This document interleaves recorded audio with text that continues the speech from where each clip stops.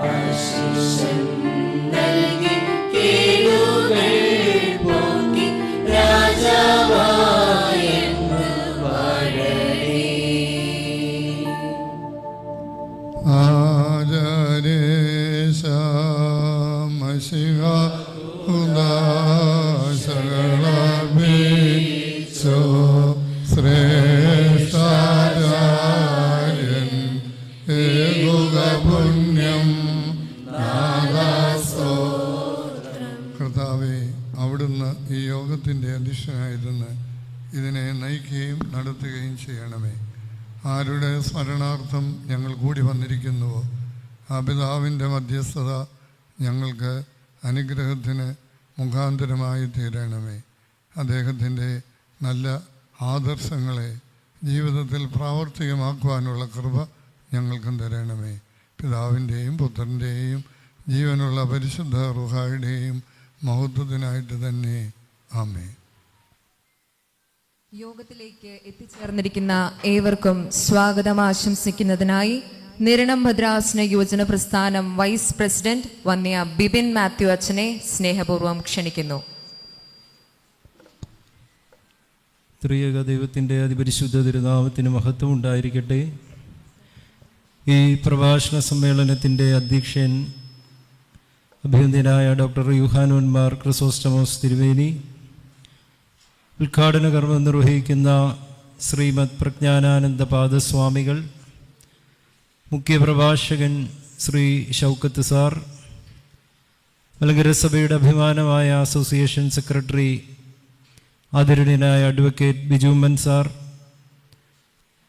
വന്യ വൈദിക ശ്രേഷ്ഠരെ, യുവജന പ്രസ്ഥാനത്തിൻ്റെ ഭദ്രാസന സമിതി അംഗങ്ങളെ, മാനേജിംഗ് കമ്മിറ്റി അംഗങ്ങളെ, സ്നേഹിതരെ,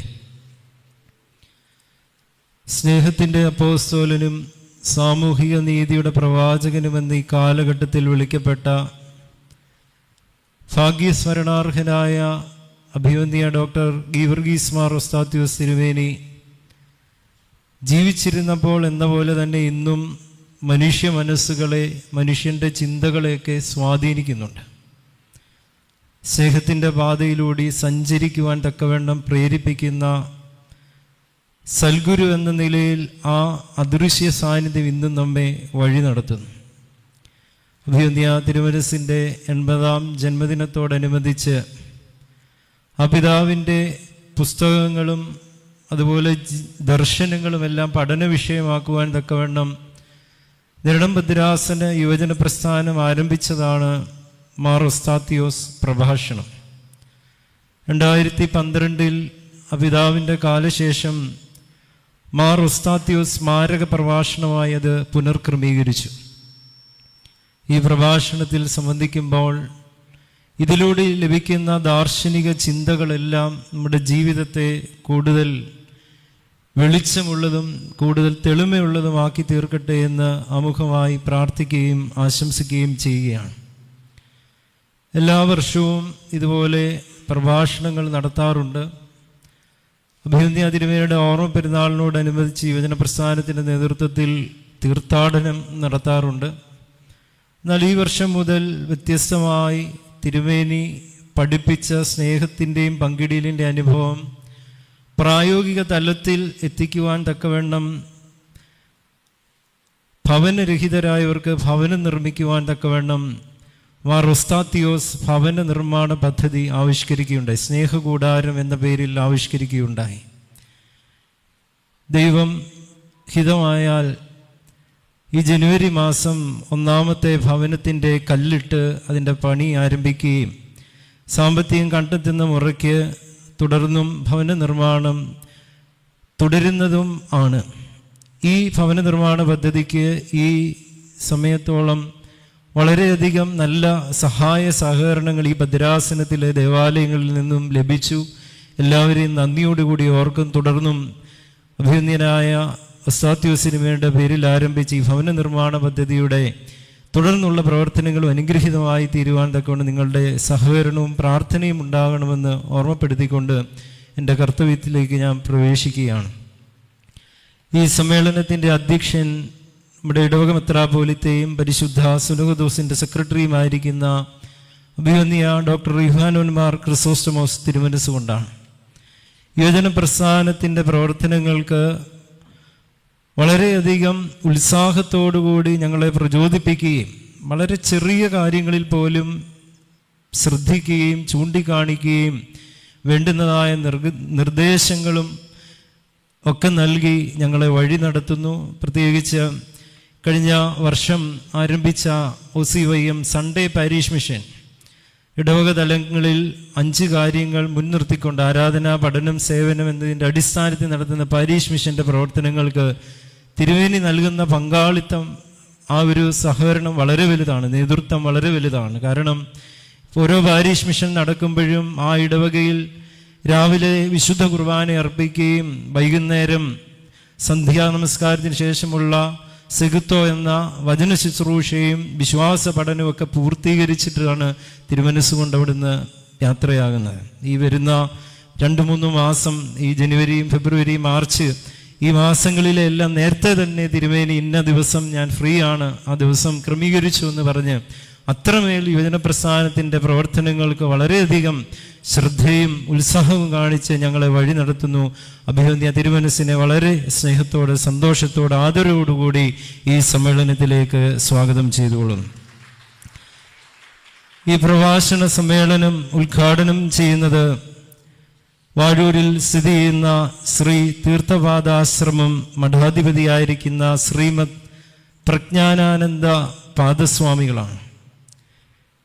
വളരെ ചെറുപ്പത്തിൽ തന്നെ വാഴൂരിലെ തീർത്ഥപാദ ആശ്രമത്തിലെ അംഗമാവുകയും കോളേജ് വിദ്യാഭ്യാസത്തിന് ശേഷം സന്യാസം സ്വീകരിക്കുകയും കാശി, ഗോവിന്ദമഠം, ഋഷികേശ്, കൈലാസാശ്രം എന്നിവിടങ്ങളിൽ പഠനങ്ങളും ഗവേഷണങ്ങളും നടത്തുകയും അവിടെ നിന്നും 1993 മടങ്ങിയെത്തി അന്നു മുതൽ ഇന്നുവരെ വാഴൂരിൽ സ്ഥിതി ചെയ്യുന്ന ഈ തീർത്ഥപാദ ആശ്രമത്തിൻ്റെ മഠാധിപതിയായിട്ട് സേവനം അനുഷ്ഠിക്കുന്നു. അവിടുത്തെ ആചാര്യനായി, അവിടുത്തെ മഠാധിപതിയായി വളരെ അനുഗ്രഹീതമായി സേവനം അനുഷ്ഠിക്കുന്നു. നമ്മെ സംബന്ധിച്ചിടത്തോളം നമുക്ക് കൂടുതൽ സന്തോഷം നൽകുന്നത് സ്വാമികൾ, നമ്മുടെ പരിശുദ്ധ സഭയുടെ പരമാധ്യക്ഷനായിരിക്കുന്ന പരിശുദ്ധ ബാവ തിരുമനസിൻ്റെ സഹപാഠിയാണ്. സ്കൂളിൽ ഒന്നിച്ച് പഠിക്കുകയും അപ്രകാരം നല്ലൊരു സ്നേഹബന്ധം പുലർത്തുന്ന ഒരു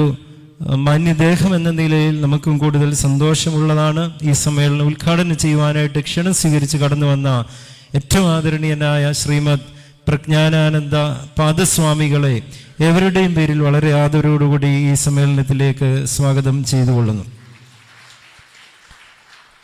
ഈ വർഷത്തെ മാർ ഒസ്താത്യോസ് സ്മാരക പ്രഭാഷണം നിർവഹിക്കുന്നത് സാഹിത്യകാരനും പ്രഭാഷകനുമായ ശ്രീ ഷൗക്കത്ത് സാറാണ്. ഗുരു നിത്യചൈതന്യയതിയുടെ ശിഷ്യനും എഴുത്തുകാരനും പ്രഭാഷകനുമായ അദ്ദേഹത്തിൻ്റെ ചിന്തകളും ദർശനങ്ങളും എല്ലാം തന്നെ ഗുരു നിത്യചൈതന്യയതിയുടെയും നാരായണ ഗുരുവിൻ്റെയും നടരാജ ഗുരുവിൻ്റെയൊക്കെ ഒരു പുനഃസൃഷ്ടി കൂടിയാണ്. അദ്ദേഹം സൂഫിസം, ഭാരതീയ ദർശനം എന്നിവയിൽ പഠനം നിർവഹിക്കുകയും 1994 മുതൽ ഊട്ടിയിലെ ഫേൺ ഹില്ലി ആശ്രമത്തിൽ ചെന്ന് ഗുരു നിത്യചൈതന്യയതിയിൽ നിന്നും ശിഷ്യത്വം സ്വീകരിക്കുകയും ആ ഗുരുവിൻ്റെ കാലശേഷം യാത്രകളും അന്വേഷണങ്ങളും തുടരുകയുമാണ്. യൂട്യൂബിലൊക്കെ വളരെ പ്രസിദ്ധമാണ് അദ്ദേഹത്തിൻ്റെ വാക്കുകൾ. ഈ പ്രഭാഷണങ്ങളൊക്കെ ശ്രദ്ധിക്കുമ്പോൾ നമുക്കറിയാം ഒരു പുഴയൊഴുകുന്ന സൗന്ദര്യം അദ്ദേഹത്തിൻ്റെ വാക്കുകൾക്കുണ്ട്. ചിന്തകളും ആശയങ്ങളുമൊക്കെ വളരെ ലളിതമായി ആവിഷ്കരിക്കുവാനും അവതരിപ്പിക്കുവാനും ഒക്കെയുള്ള ഒരു കഴിവ് ഗുരുവിൻ്റെ ആ ഒരു ദൈവികമായ കഴിവുകളെല്ലാം ഈ ശിഷ്യനിൽ ലഭിച്ചു എന്നതിന് യാതൊരു സംശയവുമില്ല. 25ഓളം ഗ്രന്ഥങ്ങൾ രചിച്ചിട്ടുണ്ട്. ഹിമാലയം യാത്രകളുടെ ഒരു പുസ്തകം എന്ന ഗ്രന്ഥത്തിന് 2007 കേരള സാഹിത്യ അക്കാദമി അവാർഡ് മികച്ച യാത്രാ വിവരണത്തിനുള്ള അവാർഡ് ലഭിക്കുകയുണ്ടായി. ഹൃദയം തൊട്ടത് എന്ന ഗ്രന്ഥത്തിന് 2022 കേരള സാഹിത്യ അക്കാദമി അവാർഡ് ലഭിക്കുകയുണ്ടായി. ഈ പ്രഭാഷകനായി ക്ഷണം സ്വീകരിച്ച് കടന്നു വന്ന ശ്രീ ഷൗക്കത്ത് സാറിൻ്റെ പ്രഭാഷണങ്ങളിലൂടെ നമുക്ക് മനസ്സിലാകുന്നത് മതങ്ങൾക്ക് അതീതമായ ഒരു സ്നേഹത്തെക്കുറിച്ച് സംസാരിക്കുകയും വാചാലനാകുകയും ചെയ്യുന്നതായിട്ട് നാം കാണുന്നുണ്ട്. അഭിനന്ദനായ ഉസ്താദ്യോസ് തിരുമേനിയും സ്നേഹത്തിൻ്റെ ഏകമതത്തെക്കുറിച്ചും സ്നേഹത്തെക്കുറിച്ചും വളരെ തീക്ഷ്ണതയോടെ ഉത്സാഹത്തോടെ സംവേദിച്ചപ്പോൾ എവിടെയൊക്കെയോ അഭിനന്ദിയ തിരുമനസിൻ്റെ ചിന്തകളും ദർശനങ്ങളും ഒക്കെ പ്രഭാഷകന്റെ ചിന്തകളുമായിട്ട് സമാനതകളുണ്ട് എന്നത് ഈ പ്രഭാഷണത്തെ കൂടുതൽ മികവുള്ളതാക്കുമെന്നതിന് യാതൊരു സംശയവുമില്ല.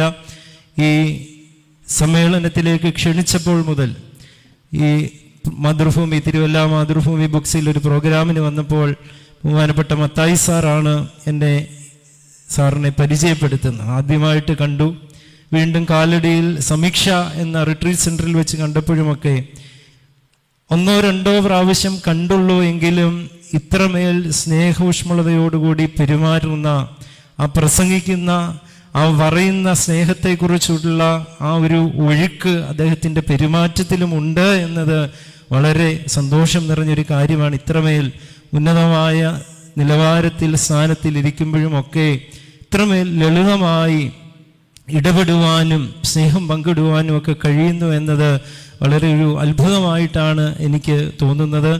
ഈ പ്രഭാഷണം നിർവഹിക്കുവാനായിട്ട് വളരെ സന്തോഷത്തോടുകൂടി കടന്നു വന്ന ഏറ്റവും ആദരണീയനായ ശ്രീ ഷൗക്കത്ത് സാറിനെ ഏവരുടെ നാമത്തിൽ വളരെ ആദരവോടും സന്തോഷത്തോടും കൂടി സ്വാഗതം ചെയ്തുകൊള്ളുന്നു.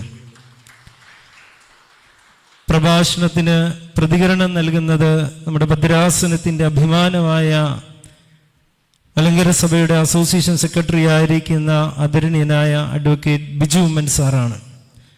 സാറ് യുവജനപ്രസ്ഥാനത്തിൻ്റെ ഭദ്രാസനത്തിൻ്റെ എന്ത് കാര്യമുണ്ടെങ്കിലും നിർദ്ദേശങ്ങൾ നൽകുവാനും തിരുത്തലുകൾ വരുത്തേണ്ടടുത്ത് തിരുത്തലുകൾ വരുത്തുവാനും ഒക്കെ പറയുവാനുള്ള അത്രമേൽ സ്വാതന്ത്ര്യം ഞങ്ങളുടെ അടുത്ത് കാണിക്കുകയും യുവജനപ്രസ്ഥാനത്തിൻ്റെ ഈ ഭദ്രാസന സഭയുടെയൊക്കെ അഭിമാനമായി നിലനിൽക്കുന്ന വലിയ തിരുമേനിയുടെ അഭിനന്ദന ഉസ്താദ്യോസ് തിരുമേനി വളർത്തിക്കൊണ്ടുവന്ന ഒരു ആത്മീയ നിലയിൽ ഉയർന്നു വന്ന വ്യക്തി എന്ന നിലയിലും ഞങ്ങൾക്ക് ഈ സമ്മേളനത്തിൽ സാറിൻ്റെ സാന്നിധ്യം വലിയ സന്തോഷം നൽകുന്നുണ്ട്.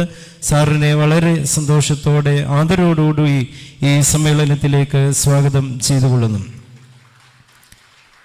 സമ്മേളനത്തിന് കൃതജ്ഞത അർപ്പിക്കുന്നത് ഭദ്രാസന ജനറൽ സെക്രട്ടറി ആയിരിക്കുന്ന റിനോജ് ജോർജ്, ട്രഷററായിരിക്കുന്ന രോഹിത് ജോയിന്റ് സെക്രട്ടറി ജോജി ഉൾപ്പെടെയുള്ള ഭദ്രാസന സമിതി അംഗങ്ങൾ, വന്യ റംബാച്ചൻ, വൈദിക ശ്രേഷ്ഠർ, മാനേജിംഗ് കമ്മിറ്റി അംഗങ്ങൾ, കൗൺസിൽ അംഗങ്ങൾ, ഈ പ്രതികൂലമായ സാഹചര്യം എന്നത് ഉദ്ദേശിക്കുന്നത് നാളെ സ്കൂളുകളിൽ പരീക്ഷകൾ ആരംഭിക്കുകയാണ്.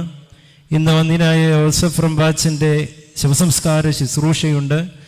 നമ്മുടെ ചുറ്റുവട്ടത്തിലുള്ള പല ദേവാലയങ്ങളിലും ശവസംസ്കാരം ഉച്ച കഴിഞ്ഞിട്ട് ഉണ്ട്. അങ്ങനെയുള്ള ഒരു പ്രത്യേക സാഹചര്യത്തിലാണെങ്കിൽ പോലും ഇത്രയും ആളുകൾ ഇവിടെ കടന്നു വന്നു എന്നത് വളരെ സന്തോഷം നൽകുന്നു. കടന്നു വന്ന എല്ലാവരെയും ദൈവനാമത്തിൽ സ്വാഗതം ചെയ്തുകൊണ്ട് എൻ്റെ വാക്കുകൾ നിർത്തുന്നു. ദൈവം നമ്മെ അനുഗ്രഹിക്കട്ടെ. ബഹുമാനപ്പെട്ട അച്ഛൻ്റെ വാക്കുകൾക്ക് നന്ദി. ഈ യോഗത്തിൻ്റെ അധ്യക്ഷ സ്ഥാനം അലങ്കരിക്കുന്നത് നിരണം ഭദ്രാസനാധിപനും പരിശുദ്ധ സഭയുടെ എപ്പിസ്കോപ്പൽ സുനദോസ് സെക്രട്ടറിയുമായ അഭിമന്യ ഡോക്ടർ യുഹാനോൻ മാർ ക്രിസോസ്റ്റമോസ് മെത്രാപ്പൊലീത്ത തിരുമനസാണ്. തിരുമേനിയെ ഏറെ സ്നേഹത്തോടെ അധ്യക്ഷ പ്രസംഗത്തിനായി സ്വാഗതം ചെയ്യുന്നു. നോക്കിയത് മോക്ക് മനസ്സിലായി എന്ന് ഞാൻ കരുതുന്നു. സന്തോഷം. ദൈവ തിരുനാമത്തിന് മഹത്വമുണ്ടാകട്ടെ. വേദിയിലും സദസ്സിലും ഉപവിഷ്ടരായിരിക്കുന്ന സർവാദരണീയരായ എല്ലാ പ്രിയപ്പെട്ടവരുമേ, പ്രത്യേകിച്ച് നമ്മെ സംബന്ധിച്ചിടത്തോളം ഏറ്റവും അഭിമാനാർഹമായ ഈ പ്രഭാഷണ പരമ്പര ഈ വർഷത്തെ ഉദ്ഘാടനം ചെയ്യുന്ന ഏറ്റവും ആദരണീയനായ ശ്രീമദ് പ്രജ്ഞാനാനന്ദ തീർത്ഥ പാദ സ്വാമികൾ അവരുകളെ, ഇന്ന് സ്മാരക പ്രഭാഷണം നടത്തുന്ന ഏറ്റവും സ്നേഹം നിറഞ്ഞ ശ്രീ ഷൗക്കത്ത് അവറുകൾ,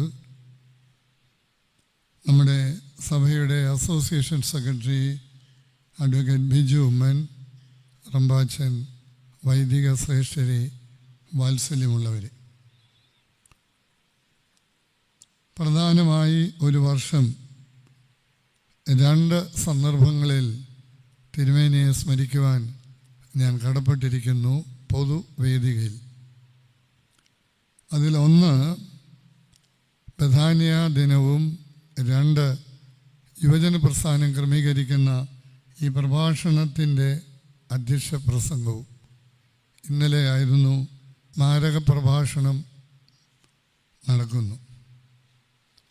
2 മഹൽ വ്യക്തികൾ ഈ വർഷത്തെ പ്രഭാഷണം അനുഗ്രഹകരമാക്കി തീർക്കത്തക്കവണ്ണ ബന്ധപരമായ സ്നേഹവും സന്തോഷവും ഞാൻ ആദ്യമേ അറിയിക്കട്ടെ. ഷൗക്കത്തിനെ കേട്ടിട്ടും വായിച്ചിട്ടും ഉള്ളതേ ഉള്ളൂ. ഞാൻ ആദ്യമായിട്ടായിരുന്നു അദ്ദേഹത്തെ കാണുന്നത്. വളരെ ദൂരം യാത്ര ചെയ്ത് വയനാട്ടിൽ നിന്ന് ഇന്നലെ എറണാകുളത്ത് വന്ന് ഇന്ന് അവിടെ നിന്ന് യാത്ര ചെയ്ത് നമുക്ക് വേണ്ടി ഈ വേദിയിലേക്ക് കടന്നു വന്നിരിക്കുന്നു. മതവിശ്വാസത്തിൽ നിന്ന് യുക്തിവാദത്തിലേക്കും അവിടെ നിന്ന് നല്ല ഗുരുക്കന്മാരിലൂടെ മതേതര ആത്മീയ രംഗത്തേക്ക് കടന്നു വന്ന ഒരാളാണ് ഇന്ന് മുഖ്യ പ്രഭാഷണം നടത്തുന്നത്. എനിക്ക് 2 കാര്യങ്ങൾ കൊണ്ട് അദ്ദേഹത്തോട് ഒരാദരവുണ്ട്. കണ്ടിട്ടില്ലെങ്കിലും ഉള്ളിൻ്റെ ഉള്ളിൽ ഒരു അടുപ്പമുണ്ട്. ഒന്ന്, അദ്ദേഹം നിത്യ ചൈതന്യ യതിയുടെ ഒരു ശിഷ്യൻ എന്നുള്ള നിലയിൽ. 2, മനുഷ്യർക്ക് മനസ്സിലാകുന്ന വിധത്തിൽ മലയാളത്തിൽ എഴുതുന്നു എന്നുള്ള നിലയിലും. ചിന്തകനും എഴുത്തുകാരനും പ്രഭാഷകനുമൊക്കെ എന്നുള്ള നിലയിൽ അദ്ദേഹം ആർജിച്ച ഒരു ആദരവുണ്ട്. Good mentors cast shadows to follow. നല്ല മാർഗദർശികളെക്കുറിച്ച് ഉള്ള ഒരു നിർവചനമാണ്. അവരുടെ നിഴൽ അനേകർക്ക് അനുകരിക്കത്തക്കവണ്ണം. അങ്ങനെ യതിയുടെ ഒരു തണലിലെത്തി, അവിടെ നിന്ന് ഈ നിലയിലെത്തി. ഞാൻ ഓർക്കുകയായിരുന്നു, അഭിമന്യനായ വലിയ തിരുമേനി ആസ് എ ഗുഡ് മെൻറ്റർ, തിരുമേനി has casted shadows to follow.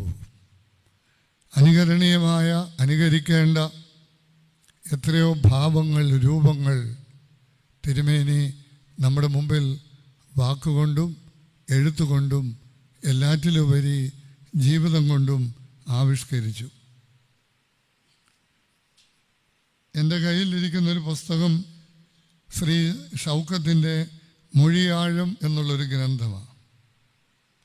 അതിൽ എല്ലാം കുഞ്ഞു കുഞ്ഞു കുറിപ്പുകളാണ്, അതുകൊണ്ട് വേഗം വായിച്ചു പോകാൻ എളുപ്പമാണ്. അതിൽ 99-ാമത്തേത് പറയുന്നത്, കരുണയാണ് ജീവിതത്തിൻ്റെ കാതൽ, അരുളില്ലാത്ത ജീവിതം നിർജീവമാണ്. ഇത് മാർ റൊസ്താത്യോസ് എന്ന മഹാമേരുവിലേക്കൊന്ന് നോക്കൂ. കരുണയാണ് ജീവിതത്തിൻ്റെ കാതൽ, അരുളില്ലാത്ത ജീവിതം നിർജീവമാണ്.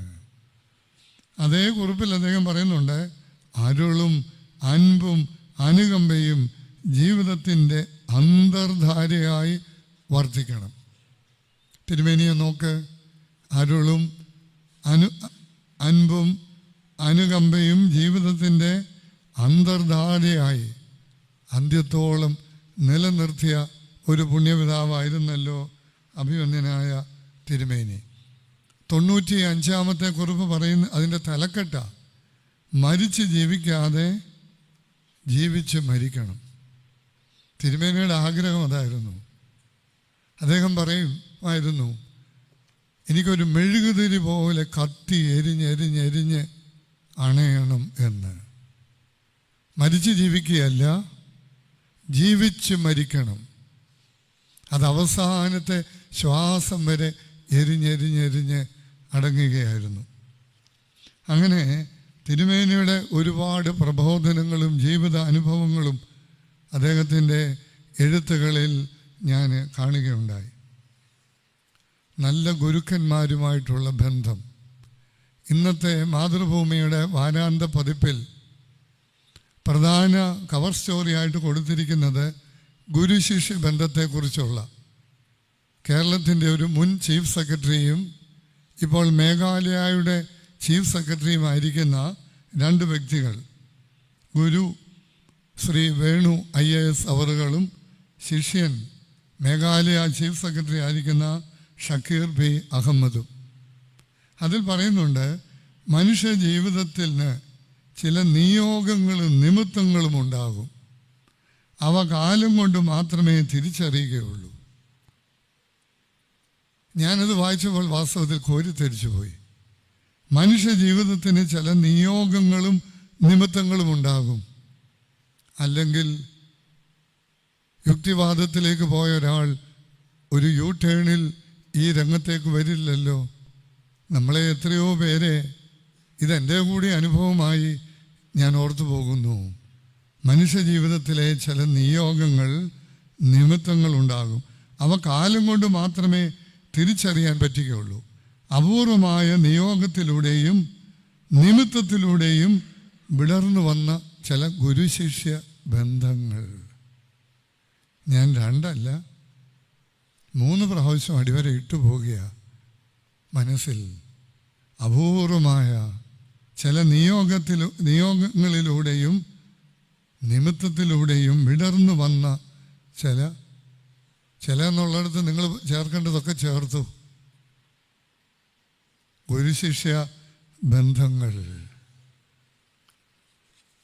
ഈ വർഷത്തെ ഓണത്തോടനുബന്ധിച്ച് മാതൃഭൂമി പ്രസിദ്ധീകരിച്ച വിശേഷാൽ പതിപ്പിൽ ടി പത്മനാഭൻ്റെ ഒരു കഥയുണ്ടായിരുന്നു. വായിച്ചവർ ക്ഷമിക്കുക. ഗസായിലെ കുട്ടികൾ എന്നുള്ളതായിരുന്നു ഈ കഥയുടെ തലക്കെട്ട്. ഒരു യൂണിവേഴ്സിറ്റി പ്രഭാഷണ പശ്ചാത്തലത്തിലാണ് കഥ നീങ്ങുന്നത്. ഈ കഥയിൽ ഒരു കഥാപാത്രത്തിൻ്റെയും പേര് പറയുന്നില്ല. ഒരു സാഹിത്യകാരൻ, അദ്ദേഹം ഒരു പ്രഭാഷകനാണ്. യൂണിവേഴ്സിറ്റിയിൽ ഒരു വലിയ സമ്മേളനം നടക്കുകയാണ്. അതിന് ഒരു പ്രത്യേക വിഷയമുണ്ട്. നിർമ്മിത ബുദ്ധി. അത് സാഹിത്യ ലോകവുമായി ബന്ധിച്ചുകൊണ്ടുള്ളൊരു വിഷയമാണ്. ഈ കഥാപാത്രം പേരില്ലാത്ത പ്രഭാഷകനെയാണ് അതിന് മുഖ്യ പ്രഭാഷകനായി വിളിക്കുന്നത്. മനസ്സോടെ അദ്ദേഹം സമ്മതിച്ചു. മോഡറേറ്റർ, സാർ, പ്രൗഢമായി യോഗം ഉദ്ഘാടനം ചെയ്യുവാൻ ഞാൻ അങ്ങയെ ക്ഷണിക്കുന്നു എന്ന് പറഞ്ഞ് പ്രസംഗകനെ വേദിയിലേക്ക് ക്ഷണിക്കുന്നു. ആൾ വളരെ പരിഭ്രാന്തനാണ്, വളരെയേറെ വിയർത്തിട്ടുണ്ട്. വേദിയിൽ കയറി അദ്ദേഹം സദസ്സിനെ ആകെ കൂടി ഒന്ന് നോക്കി. വെറുതെ എല്ലാവരെയും ഒന്ന് നോക്കി നിന്നതിന് ശേഷം അദ്ദേഹം തൻ്റെ പ്രഭാഷണം തുടങ്ങുകയാണ്. കുട്ടികൾ നിലവിളിക്കുകയാണ്. ഞാനത് കേൾക്കുന്നുണ്ട്. ശ്രദ്ധിച്ചാൽ നിങ്ങൾക്കും കേൾക്കാൻ കഴിയും. അവരെന്തെങ്കിലും കഴിച്ചിട്ട് ദിവസങ്ങളായി. അവരുടെ അച്ഛനമ്മമാർ മരിച്ചിരിക്കുന്നു. കൊന്നത് ആരുമാകട്ടെ, പക്ഷേ കൊന്നതാണ്. ഇടിഞ്ഞു പൊളിഞ്ഞ കെട്ടിടങ്ങളുടെ അവശിഷ്ടങ്ങൾക്കിടയിൽ നിന്നുകൊണ്ട് ആകാശത്തിലേക്ക് കൈകൾ ഉയർത്തി അവർ നിൽക്കുന്നു. അവർക്ക് വിശക്കുന്നുണ്ട്. കൊച്ചു കുട്ടികളല്ലേ. എപ്പോഴെങ്കിലും വിമാനങ്ങളിൽ നിന്ന് കിട്ടുന്ന ഭക്ഷണ പൊതികൾക്കായിട്ടാണ് അവർ കൈകൾ ഉയർത്തി നിൽക്കുന്നത്. ഒരു ശബ്ദം കേൾക്കുന്നുണ്ട്, വിമാനമാണ്. അവർ ഒന്നുകൂടി കൈകൾ ഉയർത്തിപ്പിടിച്ചു. അപ്പോൾ ഭക്ഷണപ്പൊതി കിട്ടും എന്ന് പ്രതീക്ഷിച്ചു. പക്ഷേ അവർക്ക് കിട്ടിയത് ബോംബുകളും മിസൈലുകളും ആയിരുന്നു. ഒരല്പ നിശബ്ദതയ്ക്ക് ശേഷം പ്രസംഗകൻ വീണ്ടും പ്രസംഗത്തിൽ വന്നു. ഞാൻ വലിയ പഠിപ്പുള്ള ആളൊന്നുമല്ല, അതുകൊണ്ട് തന്നെ ഒന്ന് ചോദിക്കട്ടെ, മനുഷ്യനെ കൊല്ലുന്നത് ശരിയാണോ? പ്രത്യേകിച്ച് നിഷ്കളങ്കരായ ഒരു തെറ്റും ചെയ്യാത്ത കുട്ടികളെ. ആരും ടി പത്മനാഭൻ എഴുതി തീർക്കുക. ആരും ഒന്നും പറയുന്നില്ല. ദൈവമേ, എനിക്കും ഒന്നും മനസ്സിലാകുന്നില്ലല്ലോ. ഇത്രയും പറഞ്ഞ് പ്രസംഗകൻ വേദി വിട്ട് എല്ലാവരെയും ഒന്നുകൂടി നോക്കി ഇറങ്ങിപ്പോകുന്നു. ഗസയിലെ കുട്ടികൾ. ഇന്നത്തെ മാതൃഭൂമി വാരാന്ത പതിപ്പിൽ അവിടെ ഡോക്ടറായിട്ട് സേവനം ചെയ്തിട്ടുള്ള ഒരാളുടെ അനുഭവക്കുറിപ്പുണ്ട്. കരഞ്ഞുകൊണ്ട് അത് വായിച്ചു തീർക്കാൻ പറ്റുകയുള്ളൂ. ഞാൻ പറയാൻ ശ്രമിക്കുന്നത് തിരുമേനിയുടെ ഒരു ആധ്യാത്മികത ഇവിടെ കാണുകയാണ് ഞാൻ. He was always worrying about what he had seen and heard. Worry എന്നുള്ളൊരു വാക്ക് ഒരുപക്ഷെ 100% യോജിക്കയില്ലായിരിക്കും. ഹാർട്ട് റെൻഡിങ് എന്നുള്ളൊരു വാക്കായിരിക്കും. ഹൃദയ ഭേദകമായിരുന്നു. കാണുകയും കേൾക്കുകയും ചെയ്തത് തിരുമേനിയുടെ ഹൃദയത്തെ നൊമ്പരിപ്പിച്ചു. 50കളുടെ തുടക്കത്തിൽ ഒരു റോഡ് സൈഡിൽ ഒരു മനുഷ്യക്കുഞ്ഞിനെ കാക്ക കുത്തിപ്പറിക്കുന്നത് കണ്ട തിരുമേനി പുതുപ്പാടിയിൽ ഒരാശ്രമം തുടങ്ങിയാണ് അതിന് പരിഹാരം കണ്ടത്. പുതുപ്പാടി മുതൽ കേരളത്തിൽ നെയ്യാറ്റിങ്കര വരെയും നെയ്യാറ്റിങ്കര മുതൽ ഒറീസ കലഹണ്ടി വരെയും തിരുമേനിയെ കൊണ്ടുവന്നത് തിരുമേനിയുടെ മനസ്സിൻ്റെ കാണുകയും കേൾക്കുകയും ചെയ്ത അനുഭവങ്ങളുടെ തേങ്ങലുകളും നൊമ്പരങ്ങളുമായിരുന്നു. തിരുമേനി ചില സംഭവങ്ങൾ കാണുകയോ അത് ഒരുപക്ഷെ കാഴ്ച കൊണ്ടാകാം, വായന കൊണ്ട് പത്രത്തിൽ നിന്നാകാം. ചില ദിവസം പത്രത്തിൽ വായിച്ചിട്ട് വിളിക്കും, എവിടെയാ? അപ്പം ഞാൻ പറയും, ഞാൻ ഇന്നടത്താ. പത്രം വായിച്ചോ? വായിച്ചു. എന്താ തിരുമേനി ഉദ്ദേശിക്കുന്നത്? ആ വിവരം അറിഞ്ഞില്ലേ? പോകണ്ടേ? ചെയ്യണ്ടേ? ഇങ്ങോട്ട് വരാമോ?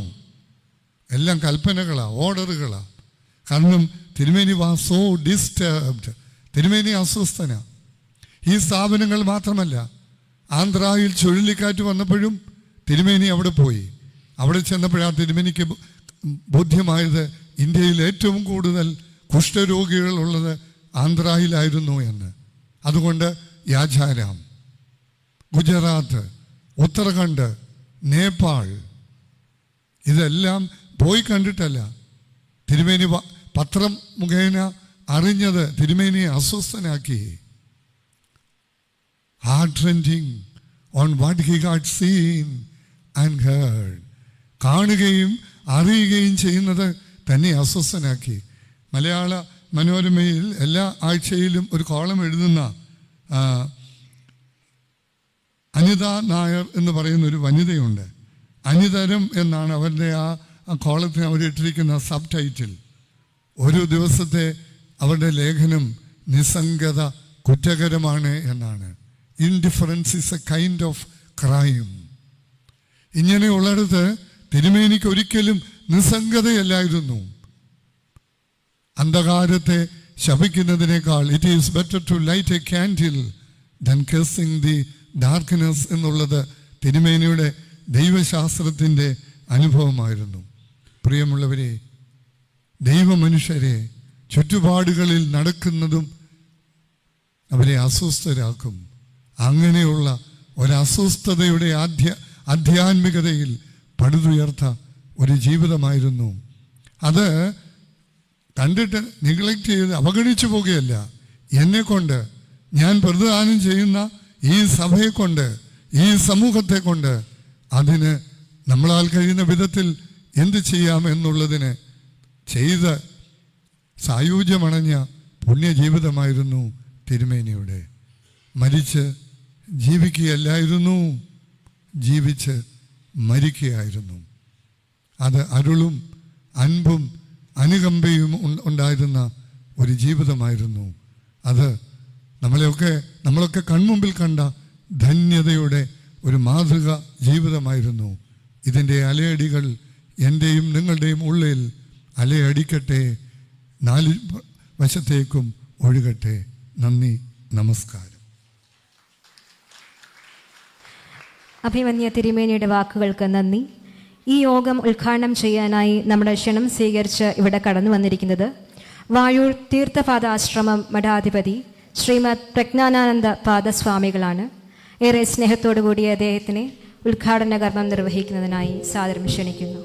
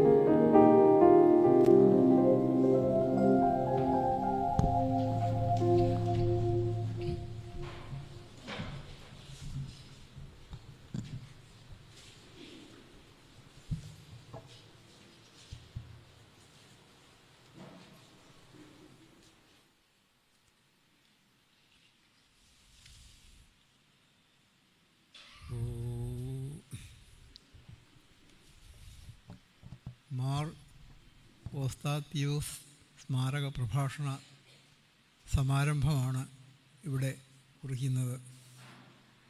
അധ്യക്ഷ പ്രഭാഷണം അഭിവന്ദ്യ ഡോക്ടർ യൂഹാനോൻ മാർ ക്രിസോസ്റ്റമോസ് നിർവഹിച്ചു കഴിഞ്ഞു.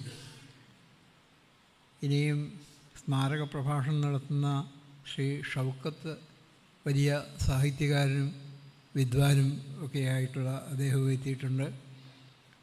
കൃതജ്ഞത പ്രതികരണം അഡ്വക്കേറ്റ് ബിജു ഉമ്മൻ. കൃതജ്ഞത നിർവഹിക്കുന്നത് ശ്രീ റിനോജ് ജോർജ്. സജ്ജനങ്ങളെ,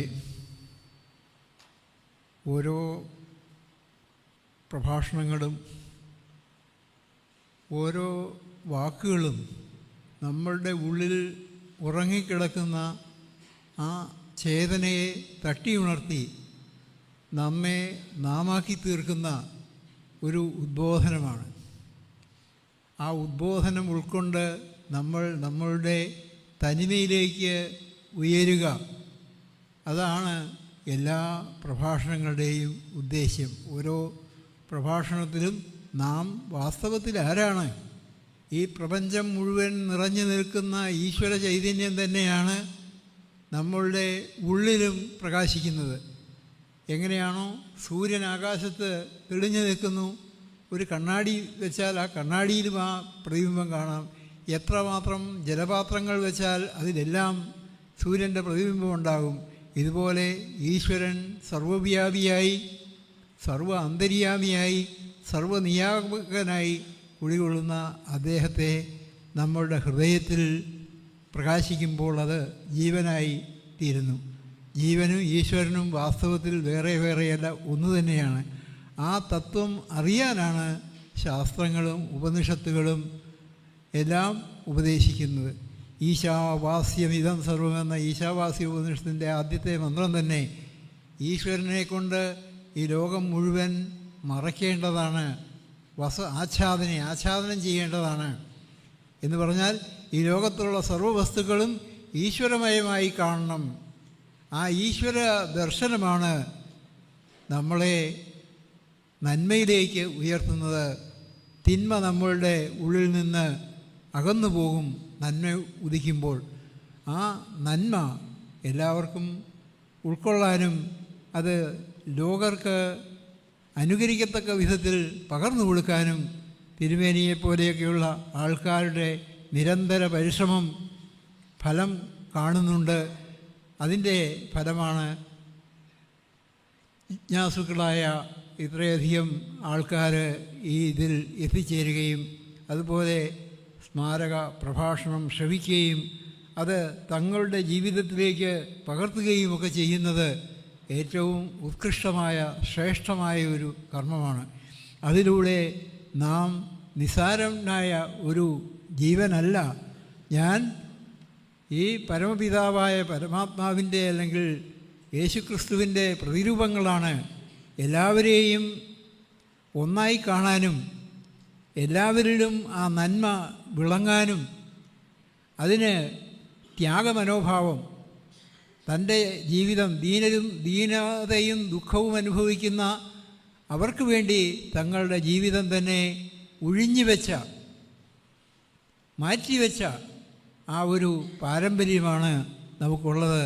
അത് നമ്മളുടെ യഥാർത്ഥ തലത്തിലേക്ക് ഉയരാനും മറ്റുള്ളവർക്ക് അത് മാതൃകയാകാനും തിരുമേനിമാരെല്ലാം കാണിക്കുന്ന ആ ആർജവം, ആ അനുഭവം നമുക്കും ഉണ്ടായി. നമ്മൾ നിത്യതയിലേക്ക് ഉയർന്ന് നമ്മളുടെ ഈ ശരീരനാശം വാസ്തവത്തിൽ നാശമല്ല. ഈ ശരീരം ഒരു ഉപകരണം മാത്രമാണ്. എങ്ങനെയാണോ സൂര്യന് പ്രകാശിക്കാൻ കണ്ണാടി ഒരു ഉപകരണം മാത്രമായിരിക്കുന്നത്, അതുപോലെ ഈശ്വരന് പ്രകാശിക്കാനുള്ള ഒരു ഉപകരണമാണ് നമ്മുടെ ഈ ശരീരം. ഈ ശരീരം അത് പ്രകാശിച്ചു കൊണ്ടിരിക്കുന്നു. എന്നാൽ ഈ ശരീരത്തെ എപ്പോഴാണോ പരമാത്മാ കൈവിടുന്നത് അപ്പോൾ ഇത് മണ്ണോട് മണ്ണ് ചേരുന്നു. മണ്ണിൽ നിന്നുണ്ടായത് മണ്ണിൽ തന്നെ വിലയം പ്രാപിക്കുന്നു. അങ്ങനെ പോകുന്നതിന് മുമ്പ് ഇവിടെ പറഞ്ഞതുപോലെ ജീവിച്ച് മരിക്കുക, മരിച്ച് ജീവിക്കുന്നതിനേക്കാൾ ജീവിച്ച് മരിക്കുക. നമ്മൾ ജീവിക്കുന്നു എന്നുള്ളത് മറ്റുള്ളവർക്ക് കിട്ടുന്നതായ ആ സാന്ത്വനത്തിൻ്റെയും സഹായത്തിൻ്റെയും സന്തോഷത്തിൻ്റെയും ഒക്കെ പരിണത ഫലമായിട്ടാണ്. അത് എല്ലാവർക്കും വാരി വിതരണം ചെയ്യാൻ ഇവിടെ കൂടിയിരിക്കുന്ന എല്ലാ സജ്ജനങ്ങൾക്കും മഹതികൾക്കുമെല്ലാം കഴിയട്ടെ എന്ന് ഈ ജഗദീശ്വരനോട് പ്രാർത്ഥിച്ചുകൊണ്ട്, യേശു ക്രിസ്തുവിനോട് പ്രാർത്ഥിച്ചുകൊണ്ട് ഞാൻ എൻ്റെ വാക്കുകൾ ഉപസംഹരിക്കുന്നു. നല്ല രീതിയിൽ ഇത് മുന്നോട്ട് പോകട്ടെ. കഴിഞ്ഞ വർഷത്തെ പോലെ തന്നെ ഈ പഠന ശിബിരം ഇതെല്ലാവരെയും അതിൽ ഉൾക്കൊണ്ട് അതിൽ നന്മ നിറയുമാറാവട്ടെ എന്ന് പ്രാർത്ഥിക്കുന്നു. ഓം ശാന്തി ശാന്തി ശാന്തി. ഈ വർഷത്തെ മാറോസ്താത്യോസ് സ്മാരക പ്രഭാഷണത്തിൽ മുഖ്യപ്രഭാഷകനായി നമ്മുടെ ക്ഷണം സ്വീകരിച്ച് ഇവിടെ എത്തിയിരിക്കുന്നത് സാഹിത്യകാരനും ചിന്തകനുമായ ശ്രീ ഷൗക്കത്ത് അവറുകളാണ്. ഗുരു നിത്യചൈതന്യയതിയുടെ ശിഷ്യനും വേറിട്ട ചിന്തകളിലൂടെ ശ്രദ്ധേയനും കേരള സാഹിത്യ അക്കാദമി അവാർഡുകൾ ഉൾപ്പെടെ നിരവധി അവാർഡുകളുടെ ജേതാവുമായ ശ്രീ ഷൗക്കത്ത് അവറുകളെ സ്മാരക പ്രഭാഷണം നടത്തുന്നതിനായി സാദരം ക്ഷണിക്കുന്നു.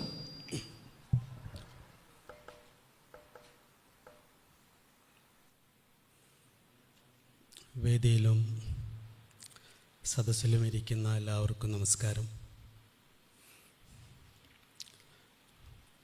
അധ്യക്ഷ പ്രസംഗത്തിൽ മാർ ഒസ്താത്യോസ് തിരുമേനിയെക്കുറിച്ച്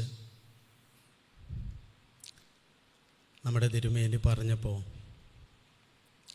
ഒരു വാക്ക് എന്നെ ആഴത്തിൽ സ്പർശിച്ചു. I am disturbed. ഞാൻ അസ്വസ്ഥനാകുന്നു. നമ്മളുടെ ഒരു സ്പിരിച്വാലിറ്റി പലപ്പോഴും എവിടെയൊക്കെയോ നഷ്ടപ്പെടുത്തി കളഞ്ഞ ഒരു വാക്കാണ് അസ്വസ്ഥത. നമ്മൾ ആനന്ദത്തെക്കുറിച്ചും സ്വാതന്ത്ര്യത്തെക്കുറിച്ചും അവരവരുടെ ആഹ്ലാദത്തെക്കുറിച്ചുമാണ് ഏറ്റവും കൂടുതൽ സംസാരിക്കുന്നത്, ചിന്തിക്കുന്നത്, ആഗ്രഹിക്കുന്നത്. ദൈവമേ എന്ന് വിളിക്കുന്നത് പോലും എനിക്ക് ഒരസ്വസ്ഥതയുണ്ടാകുമ്പോഴാണ്. എപ്പോഴാണോ ഞാൻ പരിപൂർണമായി മാറി നിൽക്കുന്നത്, ആ അവസ്ഥയ്ക്ക് പറയുന്ന പേരാണ് ദൈവം എന്നാണ് നമ്മുടെ മഹാഗുരുക്കന്മാരെല്ലാം നമ്മളോട് പറഞ്ഞിട്ടുള്ളത്. പക്ഷേ ദൈവത്തിൽ വിശ്വസിക്കുന്ന മനുഷ്യരിലെല്ലാം അവർക്ക് ഒരു അസ്വസ്ഥത ഉണ്ടാകുമ്പോഴാണ് ദൈവമേ എന്ന വിളി വരാറുള്ളൂ. ഒസ്താത്യോസ് തിരുമേനിയെക്കുറിച്ച് പറഞ്ഞപ്പോൾ നാരായണ ഗുരുവിൻ്റെ അനുകമ്പാ ദശകമാണ് അവിടെ ഇരിക്കുമ്പോൾ ഉള്ളിൽ വന്ന് നിറഞ്ഞത്. ഒരു പീഡയെറുമ്പിനും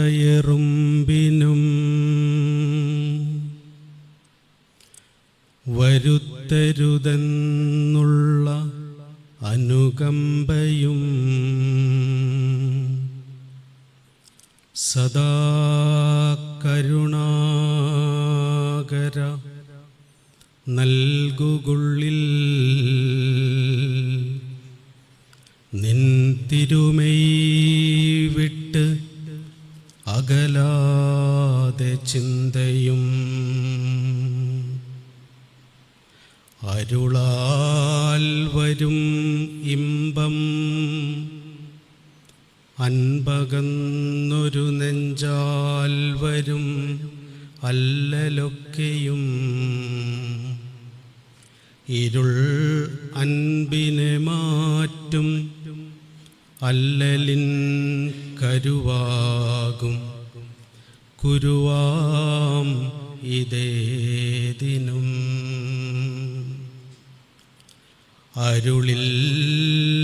അരുളില്ലയതെങ്കിൽ അസ്ഥിതോൽസിര നാറുന്ന ഒരുടമ്പു താനവൻ മരുവിൽ പ്രവഹിക്കുമമ്പു അപ്പുരുഷൻ നിഷ്ഫലഗന്ധപുഷ്പമാം അരുളൻപനുകമ്പ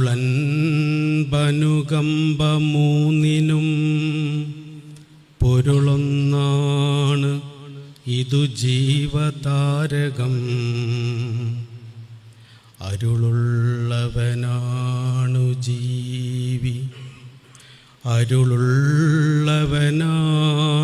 ജീവി എന്ന് ഉരുവിട്ടിടുക ഈ നവാക്ഷരി. നാരായണ ഗുരുവിൻ്റെ ജീവിതത്തിൽ മൊത്തം നിറഞ്ഞു നിന്നിരുന്നത് ആ ഒരു അൻപിൻ്റെയും അനുകമ്പയുടെയും കാരുണ്യത്തിൻ്റെയും സ്പർശമാണ്. ഞാൻ ഒസ്താത്യോസ് തിരുമേനിയുടെ പുസ്തകങ്ങളിലൂടെ കടന്നുപോയപ്പോൾ ഏറ്റവും കൂടുതൽ അദ്ദേഹം ആവേശത്തോടെ ആവർത്തിച്ച് പറഞ്ഞ വാക്ക് സ്നേഹമെന്നാണ്. വിശ്വാസവും പ്രത്യാശയുമൊക്കെ കൊള്ളാം. വിശ്വാസത്തെക്കാളും ഭക്തിയേക്കാളും പ്രത്യാശയെക്കാളുമെല്ലാം സ്നേഹം സ്നേഹം സ്നേഹമെന്ന് ആവർത്തിച്ച് നമുക്ക് ചിലപ്പോൾ എഡിറ്റ് ചെയ്ത് കളയാൻ തോന്നും. ചില നന്മകൾ ആവർത്തിച്ച് പറയുമ്പോൾ ഇത്രമാത്രം പറയേണ്ടതുണ്ടോ എന്ന് തോന്നുന്ന തരത്തിലാണ് ഇതുപോലെയുള്ള ജീവിച്ച മനുഷ്യർ നമ്മളോട് സംസാരിച്ചിട്ടുള്ളത്. ഞാൻ അദ്ദേഹത്തിൻ്റെ പുസ്തകത്തിലൂടെ കടന്നുപോയപ്പോൾ എൻ്റെ ഉള്ളിൽ പതിഞ്ഞുപോയ കുറച്ച് വാക്കുകൾ എന്നോടുള്ള അദ്ദേഹത്തോടുള്ള ആദരവ് എന്ന നിലയിൽ ഒന്ന് വായിച്ചിട്ട് ഞാൻ എൻ്റെ പ്രഭാഷണത്തിലേക്ക് കടക്കാം. സ്നേഹത്തിൻ്റെ ഒരു ലോകമുണ്ടാകുന്നത് നന്നായിരിക്കുമെന്ന് ഏവരും സമ്മതിക്കുന്നു. വിവിധ മതങ്ങൾ അവരുടെ വിശ്വാസം ഉൾക്കൊണ്ട് സ്നേഹാത്മാവിൽ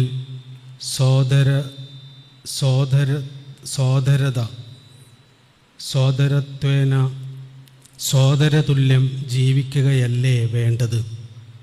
വിവിധ മതങ്ങൾ അവരുടെ വിശ്വാസം ഉൾക്കൊണ്ട് സ്നേഹാത്മാവിൽ സോദരതുല്യം ജീവിക്കുകയല്ലേ വേണ്ടത്?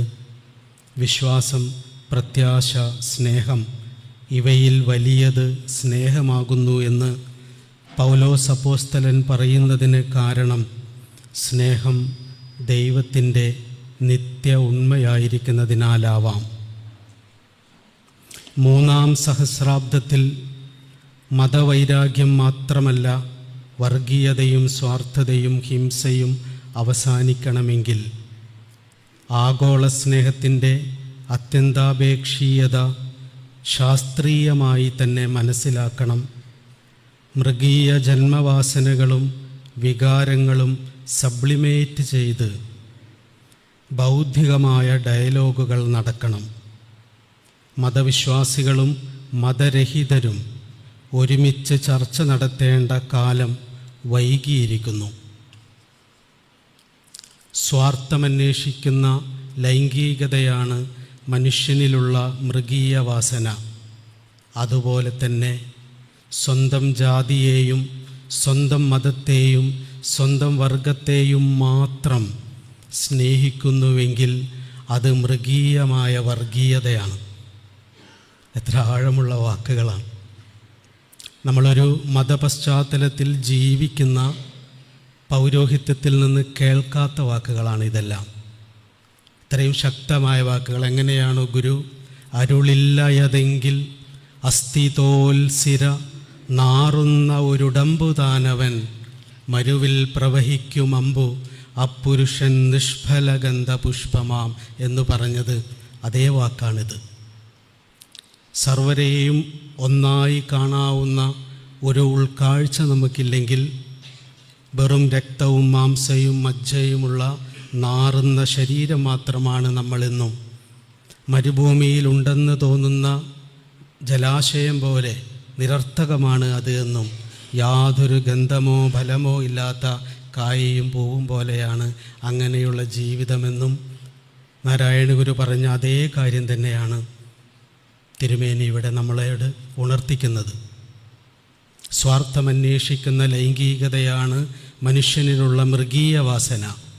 അതുപോലെ തന്നെ സ്വന്തം ജാതിയെയും സ്വന്തം മതത്തെയും സ്വന്തം വർഗത്തെയും മാത്രം സ്നേഹിക്കുന്നുവെങ്കിൽ അത് മൃഗീയമായ വർഗീയതയാണ്. ലോകം തന്നെ ഒരു ആഗോള കുടുംബമായാൽ മാത്രമേ നിസ്വാർത്ഥ സ്നേഹത്തിൻ്റെ പ്രായോഗികത വെളിപ്പെടുത്താൻ സാധിക്കുകയുള്ളൂ. ആരും അവനവന് വേണ്ടി മാത്രം ജീവിക്കരുത്. ദൈവത്തിൻ്റെ ഇഷ്ടമനുസരിച്ച് ജീവിക്കണം. സ്വാർത്ഥത ഏറ്റവും വലിയ പാപം. സ്നേഹത്തിൽ അധിഷ്ഠിതമായ ആഗോള കുടുംബം ഉണ്ടാവണം. ഇത് ഉട്യോപ്യനായി തോന്നും. എങ്കിലും പ്രത്യാശയോടെ പറയുകയാണ്, നിന്റെ രാജ്യം വരേണമേ എന്നതാണ് പ്രാർത്ഥന. എൻ്റെ രാജ്യത്തിനായി ആഗ്രഹിക്കരുത്. എന്തൊരു മഹത്തായ പ്രാർത്ഥനയാണ്! എൻ്റെ രാജ്യം വരേണമേ എന്നല്ല പ്രാർത്ഥന, നിൻ്റെ രാജ്യം വരേണമേ എന്നാണ് പ്രാർത്ഥന. നീ പറയുന്നത് തെറ്റാണെന്ന് എനിക്കറിയാമെങ്കിലും നീ പറഞ്ഞത് ശരിയെന്ന് നീ വിശ്വസിക്കുന്നിടത്തോളം അത് പറയാനുള്ള നിന്റെ സ്വാതന്ത്ര്യത്തിനു വേണ്ടി മരണം വരെ പോരാടാൻ തയ്യാറാണ് എന്ന വോൾട്ടയറിൻ്റെ ആശയം ഫ്രഞ്ച് വിപ്ലവകാലത്ത് പഠിപ്പിച്ചുവെങ്കിലും മതമൗലികവാദികളാരും അതനുസരിച്ച് പ്രവർത്തിക്കുന്നില്ല. എന്നാൽ ഈ മഹാമനസ്കത മൂന്നാം സഹസ്രാബ്ദത്തിൻ്റെ ഒരു മുഖമുദ്രയാവണമെങ്കിൽ എല്ലാവർക്കും വ്യക്തി സ്വാതന്ത്ര്യമെന്ന മനുഷ്യാവകാശ സിദ്ധാന്തം ബാല്യം മുതൽ ഏവരെയും പഠിപ്പിക്കേണ്ടിയിരിക്കുന്നു. എന്താണ് ചെറുപ്പം മുതൽ നമ്മളുടെ കുഞ്ഞുങ്ങൾക്ക് പകർന്നു കൊടുക്കേണ്ട അറിവ്, ചെറിയ പ്രായം മുതൽ പകർന്നു കൊടുക്കേണ്ട അറിവ് എന്താണ് എന്ന ചോദ്യത്തിന് തിരുമേനി പറയുന്നത്, നമ്മളുടെ മുൻപിലിരിക്കുന്നവരുടെ വിശ്വാസങ്ങളിൽ തെറ്റുണ്ടെങ്കിലും, അത് ശരിയായ വിശ്വാസങ്ങളല്ല എങ്കിലും, ശരിയായ ആശയങ്ങളല്ല എങ്കിലും, അവർക്കത് പറയാനുള്ള സ്വാതന്ത്ര്യം ഇവിടെ ഉണ്ടാക്കി കൊടുക്കുന്നതിന് വേണ്ടി മരണം വരെ ഞാൻ പോരാടും എന്ന സ്വതന്ത്ര ചിന്ത, അപ്പുറത്തിരിക്കുന്നവരുടെ വ്യക്തി സ്വാതന്ത്ര്യത്തെ, ആശയ സ്വാതന്ത്ര്യത്തെ മാനിക്കാനുള്ള ഒരു മനസ്സ് നമുക്കുണ്ടാവുക എന്ന് പറയുന്ന ഒരു വിശാല മനസ്കത. നാരായണഗുരു പറയും വിശദാന്തരംഗത്വം. ഞാൻ എന്നും എൻ്റേത് എന്നും പറയുന്ന ചെറിയ കള്ളികളിൽ ഒതുങ്ങിക്കൂടിയിരിക്കുന്ന നമ്മളുടെ ബോധത്തെ സർവരും എന്ന വിശാലതയിലേക്ക് വികസിപ്പിച്ചു കൊണ്ടുവന്നാൽ മാത്രമേ അവർ ഞാൻ വിശ്വസിക്കുന്നത് പോലെ വിശ്വസിക്കുന്നവരാണോ, അവർ ഞാൻ ചിന്തിക്കുന്നത് പോലെ ചിന്തിക്കുന്നവരാണോ, അവർ ഞാൻ ജീവിക്കുന്നത് പോലെ ജീവിക്കുന്നവരാണോ എന്നും നോക്കാതെ അഖിലരും ആത്മസുഖത്തിനായി പ്രയത്നം സകലവും ഇങ്ങ് സദാപി ചെയ്തിടുന്നു, ജഗതിയിൽ ഈ മതം ഏകമെന്ന് ചിന്തിച്ച് അഘമണയാതെ അകതാരമർത്തിടേണം. ഞാൻ തിരുമേനിയുടെ പുസ്തകത്തിലൂടെ ഇങ്ങനെ എനിക്കൊരു 8 പുസ്തകം കൊണ്ടുവന്ന് തന്നിരുന്നു. അതിലെ ചില പുസ്തകങ്ങളിലൂടെ ഇങ്ങനെ കടന്നു പോകുമ്പോഴൊക്കെ നാരായണ ഗുരുവിൻ്റെ ആത്മോപദേശ ശതകത്തിലെ ഓരോ മന്ത്രങ്ങളും എൻ്റെ ഉള്ളിൽ ഇങ്ങനെ വന്ന് നിറയായിരുന്നു. മനുഷ്യത്വത്തോടെ, സ്നേഹത്തോടെ, അരുളോടെ ജീവിച്ച മനുഷ്യരെല്ലാം പറഞ്ഞതൊരേ കാര്യമാണ്, ഒരേ ആശയമാണ്. നാരായണ ഗുരുവിൻ്റെ അനുകമ്പാദശകവും തിരുമേനിയുടെ ജീവിതാനുഭവങ്ങളും വാക്കുകളും ഒക്കെ വായിച്ചുകൊണ്ടിരിക്കുമ്പോൾ എൻ്റെ മനസ്സിലൂടെ കടന്നുപോയ 2 ചിത്രങ്ങളുണ്ട്. ഞാൻ ഈ തിരുമേനിമാരെയും ഈ ഗുരുക്കന്മാരെയും ഒക്കെ എൻ്റെ ജീവിതത്തിൽ അനുഭവിച്ച 2 സന്ദർഭങ്ങൾ. പണ്ട് ഗുരുനിത്യയോട് ചോദിക്കുന്നുണ്ട് ഒരാൾ വന്നിട്ട്, എന്താണ് പുതിയ കാലത്ത് ബുദ്ധന്മാരുണ്ടാവാത്തത്? അതിന് ഗുരുനിത്യ പറഞ്ഞ മറുപടി, പണ്ട് അത്രമാത്രം സ്വാർത്ഥതയുടെ ഇടുങ്ങിയ ലോകത്ത് മനുഷ്യർ ജീവിച്ചിരുന്ന കാലത്ത് അപൂർവമായൊരു ബുദ്ധനെ കാണുക എന്നത് അത്ഭുതമായിരുന്നു. ഇന്ന് പക്ഷെ നേരെ തിരിച്ചാണ്. നമുക്ക് ചുറ്റും ഒരുപാട് ബുദ്ധന്മാരുണ്ട്. മനുഷ്യവംശത്തിൻ്റെ ചരിത്രം വസ്തുനിഷ്ഠമായി നമ്മൾ പരിശോധിക്കുകയാണെങ്കിൽ ഏറ്റവും നന്മ നിറഞ്ഞ മനുഷ്യർ ഏറ്റവും കൂടുതൽ ജീവിക്കുന്ന കാലത്തിലൂടെയാണ് നമ്മൾ കടന്നു പോകുന്നത് എന്ന് കണ്ണു തുറന്ന് കാണാൻ എന്നെ പ്രേരിപ്പിച്ചത് ഗുരുനിത്യയാണ്. അതുവരെ അങ്ങനെയല്ല ഞാൻ കരുതിയിരുന്നത്. ഞാൻ പഠിച്ചത് ഒരു കോൺവെൻറ്റ് സ്കൂളിലാണ്. പാലുവായിലുള്ള, തൃശ്ശൂർ ചാവക്കാട് അടുത്തുള്ള പാലുവായിലൊരു കോൺവെൻറ്റ് സ്കൂളിൽ ഞാൻ 6ാം ക്ലാസ്സിൽ പഠിക്കുന്ന സമയത്ത്, ആ സമയത്ത് ഇങ്ങനെ ഒറ്റയ്ക്ക് മാറിയിരിക്കുക എന്നുള്ളത് ചെറിയ പ്രായം മുതൽ എൻ്റെ ഒരു സ്വഭാവമാണ്. അപ്പോൾ കോൺവെൻറ്റിലൊരു പള്ളിയുണ്ട്, ചർച്ചുണ്ട്. ഞാൻ ഉച്ചയ്ക്ക് ഭക്ഷണം കഴിഞ്ഞാൽ ബാക്കി സമയം ആ ചർച്ചിൽ ഒറ്റയ്ക്ക് ആ ബെഞ്ചിൽ പോയിരിക്കും. വെറുതെ ഇങ്ങനെ വിശാലമായിട്ടുള്ള ഒരു ഹാള്, ആ ബെഞ്ചിൽ പോയി വെറുതെ ഇങ്ങനെ ഇരിക്കുമ്പോൾ എല്ലാ ദിവസവും മെല്ലെ ആരോ വന്ന് എൻ്റെ തലയിൽ ഇങ്ങനെ തലോടി കടന്നു പോകും. അപ്പോൾ തിരിഞ്ഞു നോക്കുമ്പോൾ ഒരു സിസ്റ്ററാണ്. സിസ്റ്റർ മെല്ലെ എൻ്റെ തലയിൽ മെല്ലെ ഇങ്ങനെ തലോടും, എന്നിട്ട് അങ്ങനെ കടന്ന് പുറത്തേക്ക് പോകും. ഒരു ദിവസം ഞാൻ ആ ചർച്ചിൽ നിന്ന് പുറത്ത് വന്നപ്പോൾ സിസ്റ്റർ അവിടെ പുറത്ത് നിൽക്കുന്നുണ്ട്. ആ സിസ്റ്റർ എന്നെയും വിളിച്ച്, കോൺവെൻറ്റിൽ നല്ല പൂന്തോട്ടങ്ങളുണ്ടാവും, ആ പൂന്തോട്ടങ്ങളിലേക്കെല്ലാം എന്നെ കൊണ്ടുപോയി ഓരോ പൂവിൻ്റെ പേര് പറഞ്ഞു തരും. അപ്പോഴൊക്കെ എൻ്റെ കയ്യിൽ മൃദുവായി പിടിച്ചിട്ടുണ്ടാവും. ഇടയ്ക്ക് എൻ്റെ തലയിൽ ഇങ്ങനെ തലോടും. ചിത്രശലഭങ്ങൾ, ആ പൂക്കളിൽ വന്നിരിക്കുന്നത്, അത് പറന്നു പോകുന്നതൊക്കെ ഇങ്ങനെ കാണിച്ചു തരും. ഞാൻ കോൺവെൻറ്റ് വിട്ടു വന്നു. ഒരിക്കൽ പോലും അവർ യേശുവിനെക്കുറിച്ച് എന്നോടൊന്നും സംസാരിച്ചിട്ടില്ല. ബൈബിളിനെക്കുറിച്ച് എന്നോടൊന്നും പറഞ്ഞിട്ടില്ല. ഒരു പുസ്തകം പോലും എനിക്ക് തന്നിട്ടില്ല. പക്ഷെ അതിനുശേഷം ഇപ്പോൾ ഇവിടെ വന്ന് നിൽക്കുമ്പോഴും യേശുവും ബൈബിളുമായി ബന്ധപ്പെട്ട എന്തെങ്കിലും പറയേണ്ടി വരികയോ എവിടെയെങ്കിലും ചെല്ലേണ്ടി വരികയോ അതുമായി കണക്റ്റ് ചെയ്തിട്ടുള്ള ഏതെങ്കിലും മനുഷ്യരെക്കുറിച്ച് സംസാരിക്കേണ്ടി വരികയോ ചെയ്യുമ്പോഴൊക്കെ എൻ്റെ കൺമുമ്പിൽ ആദ്യം വന്ന് നിൽക്കുന്നത് ആ സിസ്റ്ററാണ്, ആ കന്യാസ്ത്രീയാണ്. എന്തുകൊണ്ടാണ് ഒരിക്കൽ പോലും ബൈബിളിനെക്കുറിച്ചോ ക്രിസ്ത്യാനിറ്റിയെക്കുറിച്ചോ യേശുവിനെക്കുറിച്ചോ പോലും ഒന്നും സംസാരിക്കാത്ത ആ ഒരു സാന്നിധ്യം എൻ്റെ മുമ്പിൽ വന്നു നിൽക്കുന്നത് എന്തുകൊണ്ടാണ്? പണ്ട് ഗുരുനിത്യ ആദ്യമായി വിദേശയാത്രയെല്ലാം കഴിഞ്ഞ് തിരിച്ചു വന്നപ്പോൾ ലോകത്തിൻ്റെ പല ഭാഗങ്ങളിൽ പോയി പല യൂണിവേഴ്സിറ്റികളിൽ പഠിപ്പിച്ച് പല വേദികളിൽ സംസാരിച്ച് തിരിച്ചു വന്നപ്പോൾ ശിവഗിരിയിലെ സ്കൂളിൽ അദ്ദേഹത്തിനൊരു സ്വീകരണം കൊടുത്തു. ആ സ്വീകരണം കൊടുത്തപ്പോൾ അവിടെ പ്രസംഗിച്ച ആളുകളെല്ലാം ലോകത്തിൻ്റെ എല്ലാ ഭാഗത്തും പോയി നാരായണ ഗുരുവിൻ്റെ ദർശനങ്ങൾ പ്രചരിപ്പിച്ചതിന് ആഴത്തിലുള്ള കൃതജ്ഞത രേഖപ്പെടുത്തിയിട്ടാണ് സംസാരിച്ചുകൊണ്ടിരുന്നത്. എല്ലാവരുടെയും അഭിനന്ദന പ്രവാഹങ്ങളൊക്കെ കഴിഞ്ഞ് മറുപടി പ്രസംഗത്തിന് എഴുന്നേറ്റ് നിന്ന നിത്യ പറഞ്ഞത്, ഒരു സുഹൃത്ത് എന്നെ ക്ഷണിച്ചതുകൊണ്ടാണ് ഞാൻ വിദേശത്തേക്ക് പോയത്. ഒരു സ്ഥലത്തും ഞാൻ നാരായണ ഗുരുവിൻ്റെ പേര് ഉച്ചരിച്ചിട്ടില്ല. നാരായണ ഗുരുവിൻ്റെ ദർശനങ്ങൾ ലോകത്ത് പ്രചരിപ്പിക്കുക എന്നത് എൻ്റെ ഉദ്ദേശമേ ആയിരുന്നില്ല.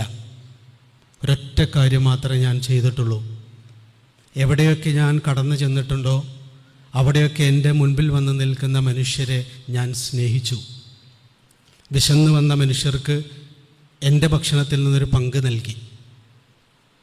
മാനസികമായി തളർന്നു വന്ന് എൻ്റെ മുൻപിലിരുന്ന മനുഷ്യരെ ഞാൻ ചേർത്ത് പിടിച്ചു.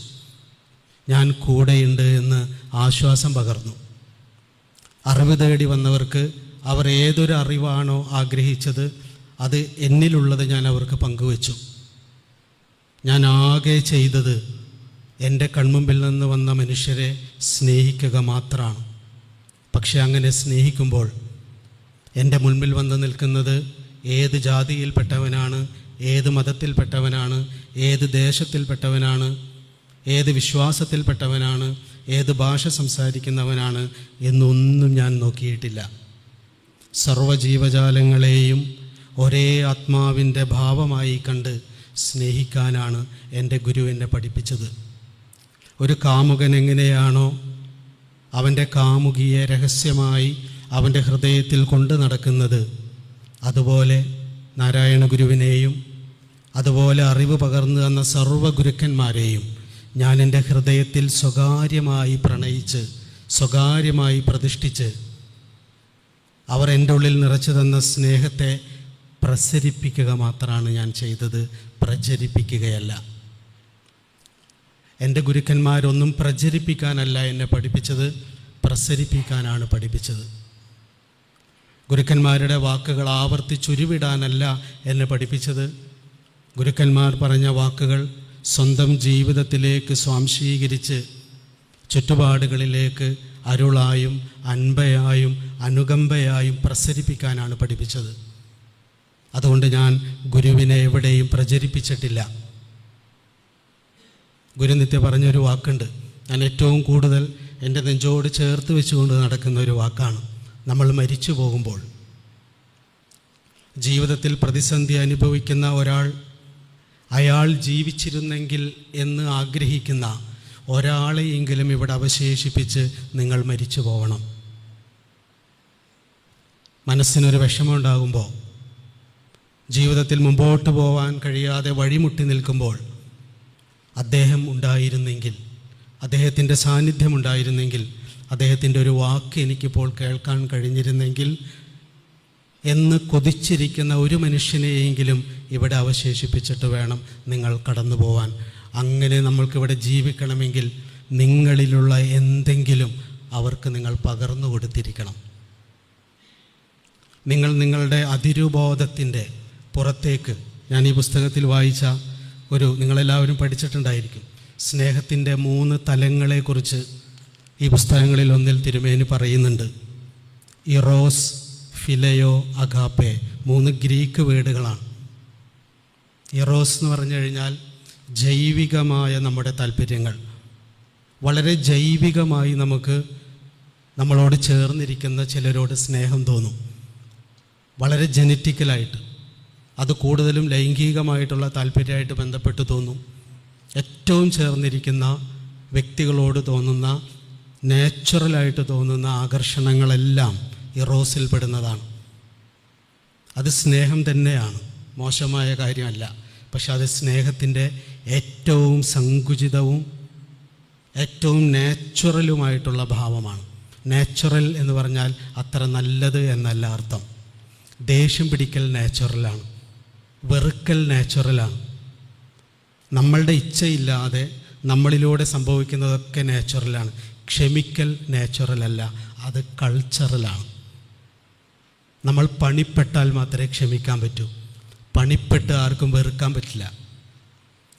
ഞാനൊരു സ്ഥലത്തിരുന്ന് ഇനി ഒരാൾ വെറുക്കട്ടെ എന്ന് പറഞ്ഞാൽ ഒരിക്കലും നമുക്ക് വെറുക്കാൻ പറ്റില്ല.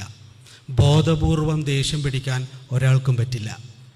ബോധപൂർവം വെറുക്കാൻ ഒരാൾക്കും പറ്റില്ല. ബോധപൂർവം സ്നേഹിക്കാൻ പറ്റും. നെഗറ്റീവായ ഒന്നും ബോധപൂർവം ചെയ്യാൻ പറ്റില്ല. പക്ഷെ നാച്ചുറലായിട്ട് സ്നേഹവുമുണ്ട്. പക്ഷെ അത് മങ്ങിയ ഒരു പ്രകാശമാണ്. അത് നമ്മളുടെ ഉള്ളിൽ നിന്ന് ഉണർന്നു വരുന്ന ആദ്യത്തെ ലൈംഗിക താല്പര്യങ്ങളൊക്കെ സ്നേഹം തന്നെയാണ്. പക്ഷെ വളരെ സങ്കുചിതമാണ്. അതിനേക്കാൾ കുറച്ചുകൂടി ഉണർവുള്ള സ്നേഹത്തിൻ്റെ ഒരു തലമുണ്ട്. അതിന് ഫിലയോ എന്നാണ് പറയുക.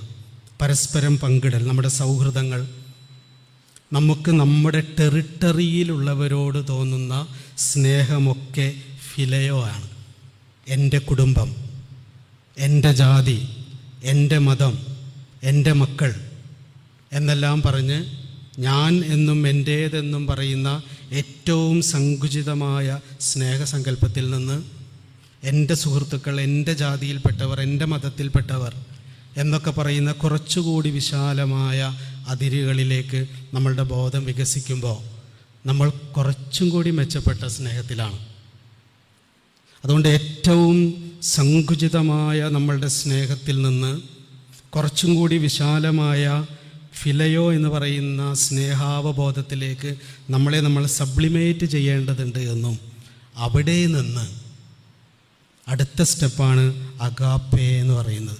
ഒരിക്കലും നാച്ചുറലായി അത്യപൂർവ മനുഷ്യരിൽ മാത്രം, യേശുവിനെ പോലെ, ബുദ്ധനെ പോലെ, നാരായണ ഗുരുവിനെ പോലെ, തിരുമേനിയെ പോലെ. തിരുമേനി അങ്ങനെയാണ്. നിങ്ങളെവിടെയാണ്, പത്രമൊന്നും വായിക്കുന്നില്ലേ എന്ന് ചോദിക്കുന്നത് എവിടെയുള്ളൊരു ക്രിസ്ത്യാനി വയ്യാണ്ട് കിടന്നിട്ടല്ല, എവിടെയോ ഒരു ജീവൻ അസ്വസ്ഥത അനുഭവിച്ചതുകൊണ്ടാണ്. ഞാനൊരു കവിയുടെ ഒരു വരി വായിച്ചിട്ടുണ്ട്. ഈ ലോകത്തിൽ എവിടെയെങ്കിലും ഏതെങ്കിലും ഒരു മനുഷ്യൻ പട്ടിണി കിടക്കുന്നുണ്ടെങ്കിൽ എൻ്റെ വയറ് കാളും. അതറിയാതെ പോലും എൻ്റെ വയർ കാളുമ്പോഴാണ് ഞാനൊരു കവിയാകുന്നത്. കവി എന്ന വാക്കിൻ്റെ നിരുത്തം വിയത്തിലിരുന്ന് കാ എന്ന് ചോദിക്കുന്നവനാണ് കവി എന്നാണ്. ആകാശത്തിലിരിക്കുമ്പോഴാണ് നമ്മൾ സർവ്വതിനെയും കാണുക. നാം നമുക്കൊപ്പം ഇരിക്കുമ്പോൾ നമ്മൾ നമ്മളെ മാത്രമേ കാണൂ.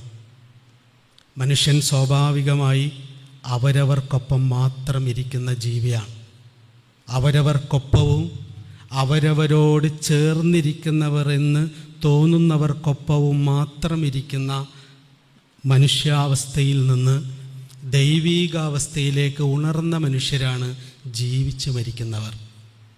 അവരുടെ പ്രത്യേകത, അവർ അവരുടെ മതിലിന് പുറത്തേക്ക് അവരുടെ കരുതലിൻ്റെ ഹൃദയാലുത്തം നീട്ടിവെക്കുന്നവരാണ്.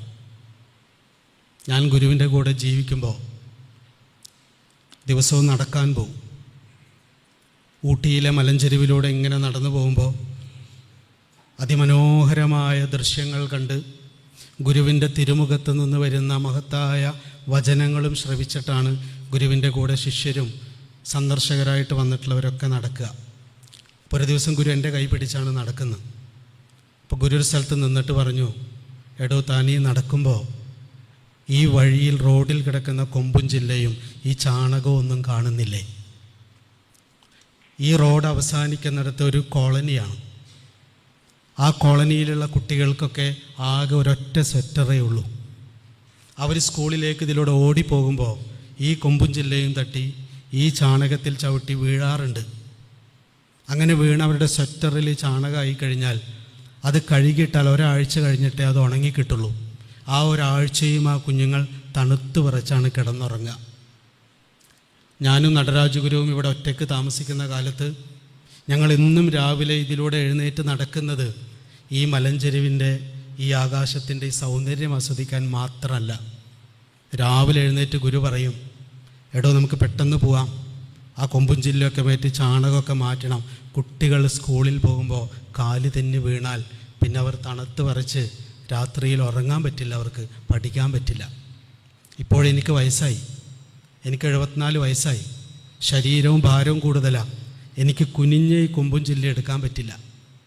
അതുകൊണ്ട് ദയവ് ചെയ്ത് എൻ്റെ വായിലേക്ക് നോക്കി നടക്കാതെ, ഈ പ്രകൃതിയിലേക്ക് മാത്രം നോക്കി നടക്കാതെ ഇടയ്ക്ക് താഴേക്കൊക്കെ ഒന്ന് നോക്കൂ, ഈ ചാണകമൊക്കെ ഒന്ന് എടുത്ത് മാറ്റും. നമുക്കങ്ങനെ ഒരു ഗുരുവിൻ്റെ കൂടെ ജീവിക്കുക എന്ന് പറഞ്ഞാൽ ഏറ്റവും അസ്വസ്ഥതയുള്ള ജീവിതം. 3 ദിവസം മാത്രമേ ആനന്ദമുള്ളൂ, പിന്നെ മുഴുവൻ ദുരിതം. നമ്മളുടെ കുറവുകൾ ഇങ്ങനെ തൊട്ട് കാണിച്ച് തന്നുകൊണ്ടേയിരിക്കും. ഞാൻ നേരെ ഗുരുകുലത്തിലേക്ക് പോയി. ഗുരുകുലത്തിൽ പോയി വലിയ ചട്ടിയും കൈക്കോട്ടെടുത്ത് വന്നു. ഞാൻ ഈ ചട്ടിയിലേക്ക് ചാണകമൊക്കെ കോരിയിട്ട് ഞാൻ അതും തലയിൽ വെച്ച് നടക്കുകയാണ്. അപ്പോൾ ഗുരു ചോദിച്ചു, താൻ എങ്ങോട്ടാണ് പോകുന്നത്? അപ്പം ഞാൻ പറഞ്ഞു, ഇല്ല ഗുരു, ഞാനിത് ഗുരുകുലത്തിലെ ചെടികൾക്ക് ഇട്ട് കൊടുക്കാൻ. അപ്പോൾ ഗുരു ചോദിച്ചു, ഇവിടെ ഒന്നും ചെടികളില്ലേ? ഈ റോഡ് സൈഡിലൊന്നും ചെടിയില്ലേ? ഞാൻ ആരാണ്? മതമുപേക്ഷിച്ച്, വീടുപേക്ഷിച്ച്, നാടുപേക്ഷിച്ച് ഈ ലോകം മുഴുവൻ ഏകലോകമാവണമെന്നും നമ്മളെല്ലാവരും വിശ്വപൗരന്മാരാവണമെന്നും പ്രസംഗിച്ച് നടക്കുന്ന ആളാണ്. നാട്ടുകാരോട് മുഴുവൻ തർക്കിക്കുന്ന ആളാണ്. പക്ഷെ ഗുരുകുലത്തിൽ വന്ന് 4 ദിവസം താമസിച്ചപ്പോൾ ആ ഗുരുകുലത്തിൻ്റെ കോമ്പൗണ്ട് മാത്രമാണ് എൻ്റെ ഏകലോകം. അതിന് പുറത്തുള്ളതൊന്നും എൻ്റെ ഇടമായി എനിക്ക് ഫീൽ ചെയ്യുന്നില്ല. അവിടെയാണ് ഗുരു ലഘുവായിരിക്കുന്ന എന്നെ ഗുരുത്വത്തിലേക്ക് ഉണർത്തുന്ന പാഠം പഠിപ്പിക്കുന്നത്. ഉപനിഷത്തൊന്നും ഗുരു എന്നെ പഠിപ്പിച്ചിട്ടില്ല, ഒരു ഉപനിഷത്തും പഠിപ്പിച്ചിട്ടില്ല. ഒരു പുസ്തകവും വായിക്കാം, ആകെ ഒരു പുസ്തകം വായിക്കാൻ പറഞ്ഞത് വിക്ടർ യുഗോയുടെ പാവങ്ങളാണ്. ഉപനിഷത്ത് പഠിക്കാനല്ല പറഞ്ഞത്. സത്യജിത്രയുടെ സിനിമയാണ് എന്നെ കാണിച്ചത്. അന്നാണ് ആദ്യമായിട്ട് ഗുരു പറയാതെ പഠിപ്പിച്ച ഒരു കാര്യം. നമുക്ക് സ്വാഭാവികമായി തോന്നുന്ന, നമ്മൾ കരുതലോടെ കൊണ്ടു നടക്കണമെന്ന് തോന്നുന്ന, നമ്മുടെ ഏറ്റവും പ്രിയപ്പെട്ടവർ എന്ന് തോന്നുന്ന, നമുക്ക് ഏറ്റവും പ്രിയപ്പെട്ടത് എന്ന് തോന്നുന്ന, നമ്മുടെ സ്വന്തം എന്ന് തോന്നുന്ന നമ്മുടെ വേലിക്കെട്ടിന് പുറത്തേക്ക് നമ്മുടെ കരുതൽ ഹൃദയപൂർവ്വം നീണ്ടു ചെല്ലുമ്പോഴാണ് നമ്മൾ അഗാപ്പെ എന്ന് പറയുന്ന സ്നേഹത്തിൻ്റെ വിശാലതയിലേക്ക് ഉണരുന്നവരാവുക. ആ സ്നേഹത്തെക്കുറിച്ച് മാത്രമാണ് ഒസ്താത്തിയോസ് തിരുമേനി സംസാരിച്ചിട്ടുള്ളത്, ജീവിച്ചിട്ടുള്ളത് എന്ന് വളരെ കുറച്ച് അദ്ദേഹത്തെ വായിക്കുകയും തിരുമേനിയുടെ ജീവിതത്തെക്കുറിച്ച് കൂടെ ജീവിച്ചവരിൽ നിന്ന് കേൾക്കുകയും ചെയ്തപ്പോൾ ബോധ്യമായി. അവർ നമ്മളെ സന്തോഷിപ്പിക്കുന്നവരല്ല. അവരെക്കുറിച്ച് ഓർത്താൽ നമ്മൾ പെട്ടുപോകും. പണ്ട് ഗുരുനിത്യ പറഞ്ഞൊരു കഥയുണ്ട്. ഒസ്താത്തിയോസ് തിരുമേനിയെ പോലെയുള്ള, അല്ലെങ്കിൽ ഗുരുനിത്യയെ പോലെയുള്ള, നാരായണ ഗുരുവിനെ പോലെയുള്ള, യേശുവിനെ പോലെയുള്ള ഗുരുക്കന്മാരെ, ബുദ്ധനൊക്കെ പോലെയുള്ള ഗുരുക്കന്മാരെ ഓർത്താൽ സത്യത്തിൽ നമ്മൾ പെട്ടുപോകും. കാരണം ഗുരു പറയുന്നൊരു വാക്കുണ്ട്, പ്രപഞ്ചത്തെയും ആത്മാവിനെയും ദൈവത്തെയും ആത്മാവിനെയും പ്രകൃതിയെയും സ്നേഹിക്കാൻ എളുപ്പമാണ്. നമ്മുടെ സങ്കല്പം മതി. നമ്മുടെ പ്രാർത്ഥനാമുറിയിൽ, നമ്മുടെ പൂജാമുറിയിൽ കയറിയിരുന്ന് ഭാവന ചെയ്താൽ മതി. ഈ പ്രപഞ്ചത്തിന് മുഴുവൻ കാരണമായിരിക്കുന്ന ദൈവമേ, നമുക്ക് രോമാഞ്ചം ഉണ്ടാവും, നമ്മുടെ കണ്ണ് നിറഞ്ഞൊഴുകും. എന്നിട്ട് ഗുരുനിത്യ പറയാണ്, പക്ഷേ തൊട്ടടുത്തിരിക്കുന്ന മനുഷ്യനെ സ്നേഹിക്കാൻ എളുപ്പമല്ല. ദൈവത്തെ സ്നേഹിക്കാൻ എളുപ്പമാണ്, പ്രപഞ്ചത്തെ സ്നേഹിക്കാൻ എളുപ്പമാണ്, പ്രകൃതിയെ സ്നേഹിക്കാൻ എളുപ്പമാണ്, തൊട്ടടുത്ത മനുഷ്യനെ സ്നേഹിക്കാൻ എളുപ്പമല്ല. കാരണം ആ മനുഷ്യൻ്റെ കുറവുകൾ നമ്മൾ അറിയേണ്ടി വരും. അവരനുഭവിക്കുന്ന സങ്കടങ്ങൾ നമ്മൾ നിവർത്തിച്ചു കൊടുക്കേണ്ടി വരും. പട്ടിണി കിടക്കുന്നവരാണെങ്കിൽ ഭക്ഷണം വാങ്ങിച്ചു കൊടുക്കേണ്ടി വരും. രോഗിയായിട്ടിരിക്കുന്നവരാണെങ്കിൽ അവർക്ക് ശുശ്രൂഷ കൊടുക്കേണ്ടി വരും. മാനസികമായി വിഷമം അനുഭവിക്കുന്നവരാണെങ്കിൽ അവരുടെ കൂടെ നമ്മുടെ സമയം വിട്ടുകൊടുക്കേണ്ടി വരും. ആ നഷ്ടം താങ്ങാൻ നമ്മൾ തയ്യാറല്ലാത്തത് കൊണ്ടാണ് സദാ ലാഭം കിട്ടുന്ന സങ്കല്പ ദൈവത്തിൻ്റെ പിന്നാലെ നമ്മൾ പോയത്. മാത്രമല്ല, ഇത്രമാത്രം പ്രാർത്ഥനകളും ഇത്രമാത്രം ധ്യാനങ്ങളും ഇത്രമാത്രം വിശ്വാസങ്ങളും ഇത്രമാത്രം ദൈവീകമായ ഗ്രന്ഥങ്ങളും ലോകത്തുണ്ടായിട്ടും എന്തുകൊണ്ടാണ് മനുഷ്യൻ സ്വസ്ഥനാവാതെ പോയത്? ഒറ്റ കാരണം കൊണ്ടാണ്. വിശ്വാസമുള്ളത് കൊണ്ടോ, പ്രത്യാശയുള്ളത് കൊണ്ടോ, പ്രാർത്ഥനയുള്ളത് കൊണ്ടോ, ധ്യാനമുള്ളത് കൊണ്ടോ സമാധാനം അനുഭവിച്ച ഒരാൾ പോലും ഈ പ്രപഞ്ചത്തിൽ ഉണ്ടായിട്ടില്ല. കരുണയല്ലാതെ, എന്നിലുള്ളത് പകർന്നു കൊടുക്കുന്നവർക്കല്ലാതെ ഒരാൾക്കും സമാധാനം അനുഭവിക്കാൻ കഴിയില്ല എന്നത് ജനിതക ശാസ്ത്രമാണ്, ജെനറ്റിക്സാണ്. എൻ്റെ ഉള്ളിൽ മുഴുവൻ ദൈവീകമായ സ്നേഹം വന്നു നിറഞ്ഞു എന്ന് കരുതുക. സ്നേഹം കൊണ്ട് നിറഞ്ഞ ഹൃദയവുമായിട്ട് ഞാൻ എൻ്റെ ഭാര്യയുടെയോ എൻ്റെ ഭർത്താവിൻ്റെയോ എൻ്റെ കുഞ്ഞുങ്ങളുടെയോ എൻ്റെ സുഹൃത്തുക്കളുടെയോ അടുത്ത് ചെന്ന് നമ്മൾ സ്നേഹം അവർക്ക് പകർന്നു കൊടുക്കാൻ തീരുമാനിക്കുമ്പോൾ അവർ നമ്മളോട് പറയുകയാണെന്ന് കരുതുക, നിങ്ങളുടെ സ്നേഹം ഞങ്ങൾക്ക് വേണ്ട. നമ്മുടെ ഉള്ളിൽ നിറഞ്ഞിരിക്കുന്ന സ്നേഹം സ്വീകരിക്കാൻ ഒരാളും തയ്യാറാവുന്നില്ല എങ്കിൽ നമ്മൾ മരിച്ചു പോകും. കാരണം സ്നേഹം അനുഭവിക്കണമെങ്കിൽ അത് പകർന്നു കൊടുക്കാൻ, സ്വീകരിക്കാൻ ഒരാൾ വേണം, ഒരു പൂച്ചക്കുട്ടിയെങ്കിലും വേണം. പകർന്നു കൊടുക്കപ്പെടാത്ത സ്നേഹം പാതി വെന്ത അപ്പമാണ്, ഒരിക്കലും അനുഭവിക്കാൻ കഴിയില്ല. പക്ഷേ നമ്മൾ എന്നിട്ടും കൊടുക്കുന്നതിൻ്റെ മഹത്വം നിരന്തരം പറഞ്ഞുകൊണ്ടിരിക്കുകയും സ്വീകരിക്കുന്നവരെ രണ്ടാന്തരം പൗരന്മാരായിട്ട് കാണുകയാണ് നമ്മൾ ചെയ്യുന്നത്. സ്വീകരിക്കാൻ ഒരാളില്ലെങ്കിൽ അനുഭവിക്കാൻ കഴിയാത്ത നിർജീവതയാണ് സ്നേഹം. എന്തുകൊണ്ടാണ് നമ്മളിവിടെ പറഞ്ഞ തിരുമേനിയുടെയും ഗുരുക്കന്മാരുടെയും ഒക്കെ ജീവിതം, അവരുടെ അടുത്ത് കുറച്ച് നേരം ചെന്നിരിക്കുമ്പോൾ, അവരുടെ വാക്ക് കേൾക്കുമ്പോൾ എന്തെന്നില്ലാത്തൊരു സമാധാനം നമുക്ക് കിട്ടുന്നത് പകർന്നു കൊടുത്തത് കൊണ്ട് മാത്രമാണ്. അവർ പ്രാർത്ഥിച്ച് നടന്നവരായതുകൊണ്ട് മാത്രമല്ല, അവരുടെ ഉള്ളിൽ വന്നത് മുഴുവൻ അതേ സമയം പകർന്നു കൊടുക്കുന്നവരാണ്. നിങ്ങൾ ധനം എന്ന വാക്ക് ശ്രദ്ധിച്ചിട്ടുണ്ടോ? ധനം, ധ എന്നത് മലർന്നു കിടക്കും, ന എന്നത് കമഴ്ന്നു കിടക്കും. ധനം എന്ന വാക്കിൻ്റെ നിരുക്തം ധന്യത നൽകുന്നതേതോ അത് ധനം എന്നാണ്. നമ്മളിലേക്ക് വരുന്നത് ധ എന്ന് പറഞ്ഞ് മലർന്നു കിടക്കുന്നതാണ്. എന്തൊക്കെയാണോ നമ്മളിലേക്ക് വന്നിട്ടുള്ളത്, അറിവാവാം, സമ്പത്താവാം, ആരോഗ്യമാവാം, നല്ല വാക്കാവാം, നല്ല ചിന്തയാവാം, സ്വത്താവാം, പലതും ആവാം. എന്തൊക്കെയാണോ നമ്മളിലേക്ക് വന്നിട്ടുള്ളത് അത് അതുപോലെ തന്നെ അതിൻ്റെ അവകാശികളായവരിലേക്ക് ഒഴുക്കിവിടുന്നവരാരോ അവരനുഭവിക്കുന്ന അനുഭവമാണ് ധന്യത. നമ്മൾ ഇത്രമാത്രം ധനമുണ്ടായിട്ടും സമാധാനം അനുഭവിക്കാതിരിക്കുന്നതിൻ്റെ കാരണം നമ്മളതെല്ലാം ധായിൽ ഒതുക്കി വച്ചിരിക്കുകയാണ്, ന ഉപയോഗിക്കുന്നില്ല. അതുകൊണ്ട് നമ്മൾ ധനാഢ്യരായ ദരിദ്രരാണ്. എല്ലാം ഉണ്ടായിട്ട്, ഞാനൊരു കൗൺസിലിംഗ് നടത്തുന്ന ആളാണ്. ഒരുപാട് മനുഷ്യർ അവരുടെ പ്രയാസങ്ങൾ നിരന്തരം വിളിച്ചു പറയുന്ന ആളാണ്. എന്നെ നിരന്തരം വിളിക്കുന്ന ആളുകളിൽ 90% ധനാഢ്യരാണ്. അവരേറ്റവും കൂടുതൽ പറയുന്ന ഒരു കാര്യം, ഉറക്കം കിട്ടുന്നില്ല, എങ്ങനെ കിടന്നാലും തിരിഞ്ഞും മറിഞ്ഞും കിടക്കുക. അവർ കിടക്കുന്ന കട്ടിൽ, അവർ കിടക്കുന്ന കിടക്ക, ഇതൊക്കെ ലക്ഷങ്ങൾ വിലയുള്ളതാണ്. ഞാൻ അവരോടൊക്കെ പറയും, ഒരു കൗൺസിലിങ്ങിനും ഒരു ദൈവത്തിനും സമാധാനം പകർന്നു തരാൻ പറ്റില്ല. സമാധാനത്തിന് ലോകത്തൊരൊറ്റ വഴിയേ ഉള്ളൂ, സ്നേഹം. സ്നേഹത്തിനൊരൊറ്റ വഴിയേ ഉള്ളൂ, പകർന്നു കൊടുക്കുക. സ്വസ്ഥതയ്ക്കൊരൊറ്റ വഴിയേ ഉള്ളൂ. പക്ഷെ നമുക്കതറിയില്ല. നമ്മൾ വിചാരിച്ചു വെച്ചിട്ടുള്ളത് ആർജിച്ചു കൂട്ടുന്നിടത്താണ് സ്വസ്ഥത എന്നാണ്. നാരായണ ഗുരു അദ്ദേഹത്തിൻ്റെ പിണ്ടനന്ദി എന്ന് പറഞ്ഞിട്ടൊരു കൃതിയുണ്ട്. അമ്മയുടെ ഗർഭപാത്രത്തിൽ 9 മാസം മാംസപിണ്ഡമായി കിടക്കുന്ന കാലത്തെ സ്മരിച്ചിട്ട് എഴുതിയിട്ടുള്ളൊരു കൃതിയാണ്. അതിലൊരു 4 വരി ഇങ്ങനെയാണ്: ബന്ധുക്കളില്ല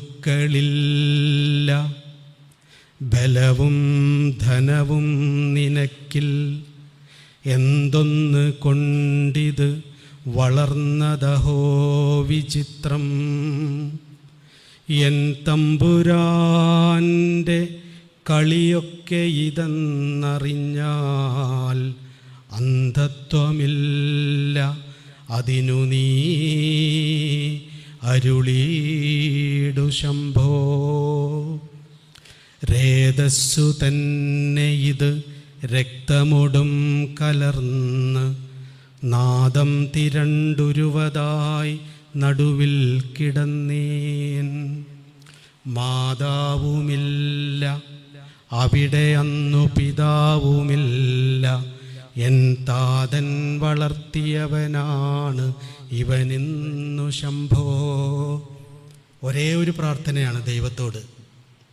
ബന്ധുക്കളില്ല ബലവും ധനവും നിനക്കിൽ, എന്തൊന്ന് കൊണ്ടിത് വളർന്നതഹോ വിചിത്രം.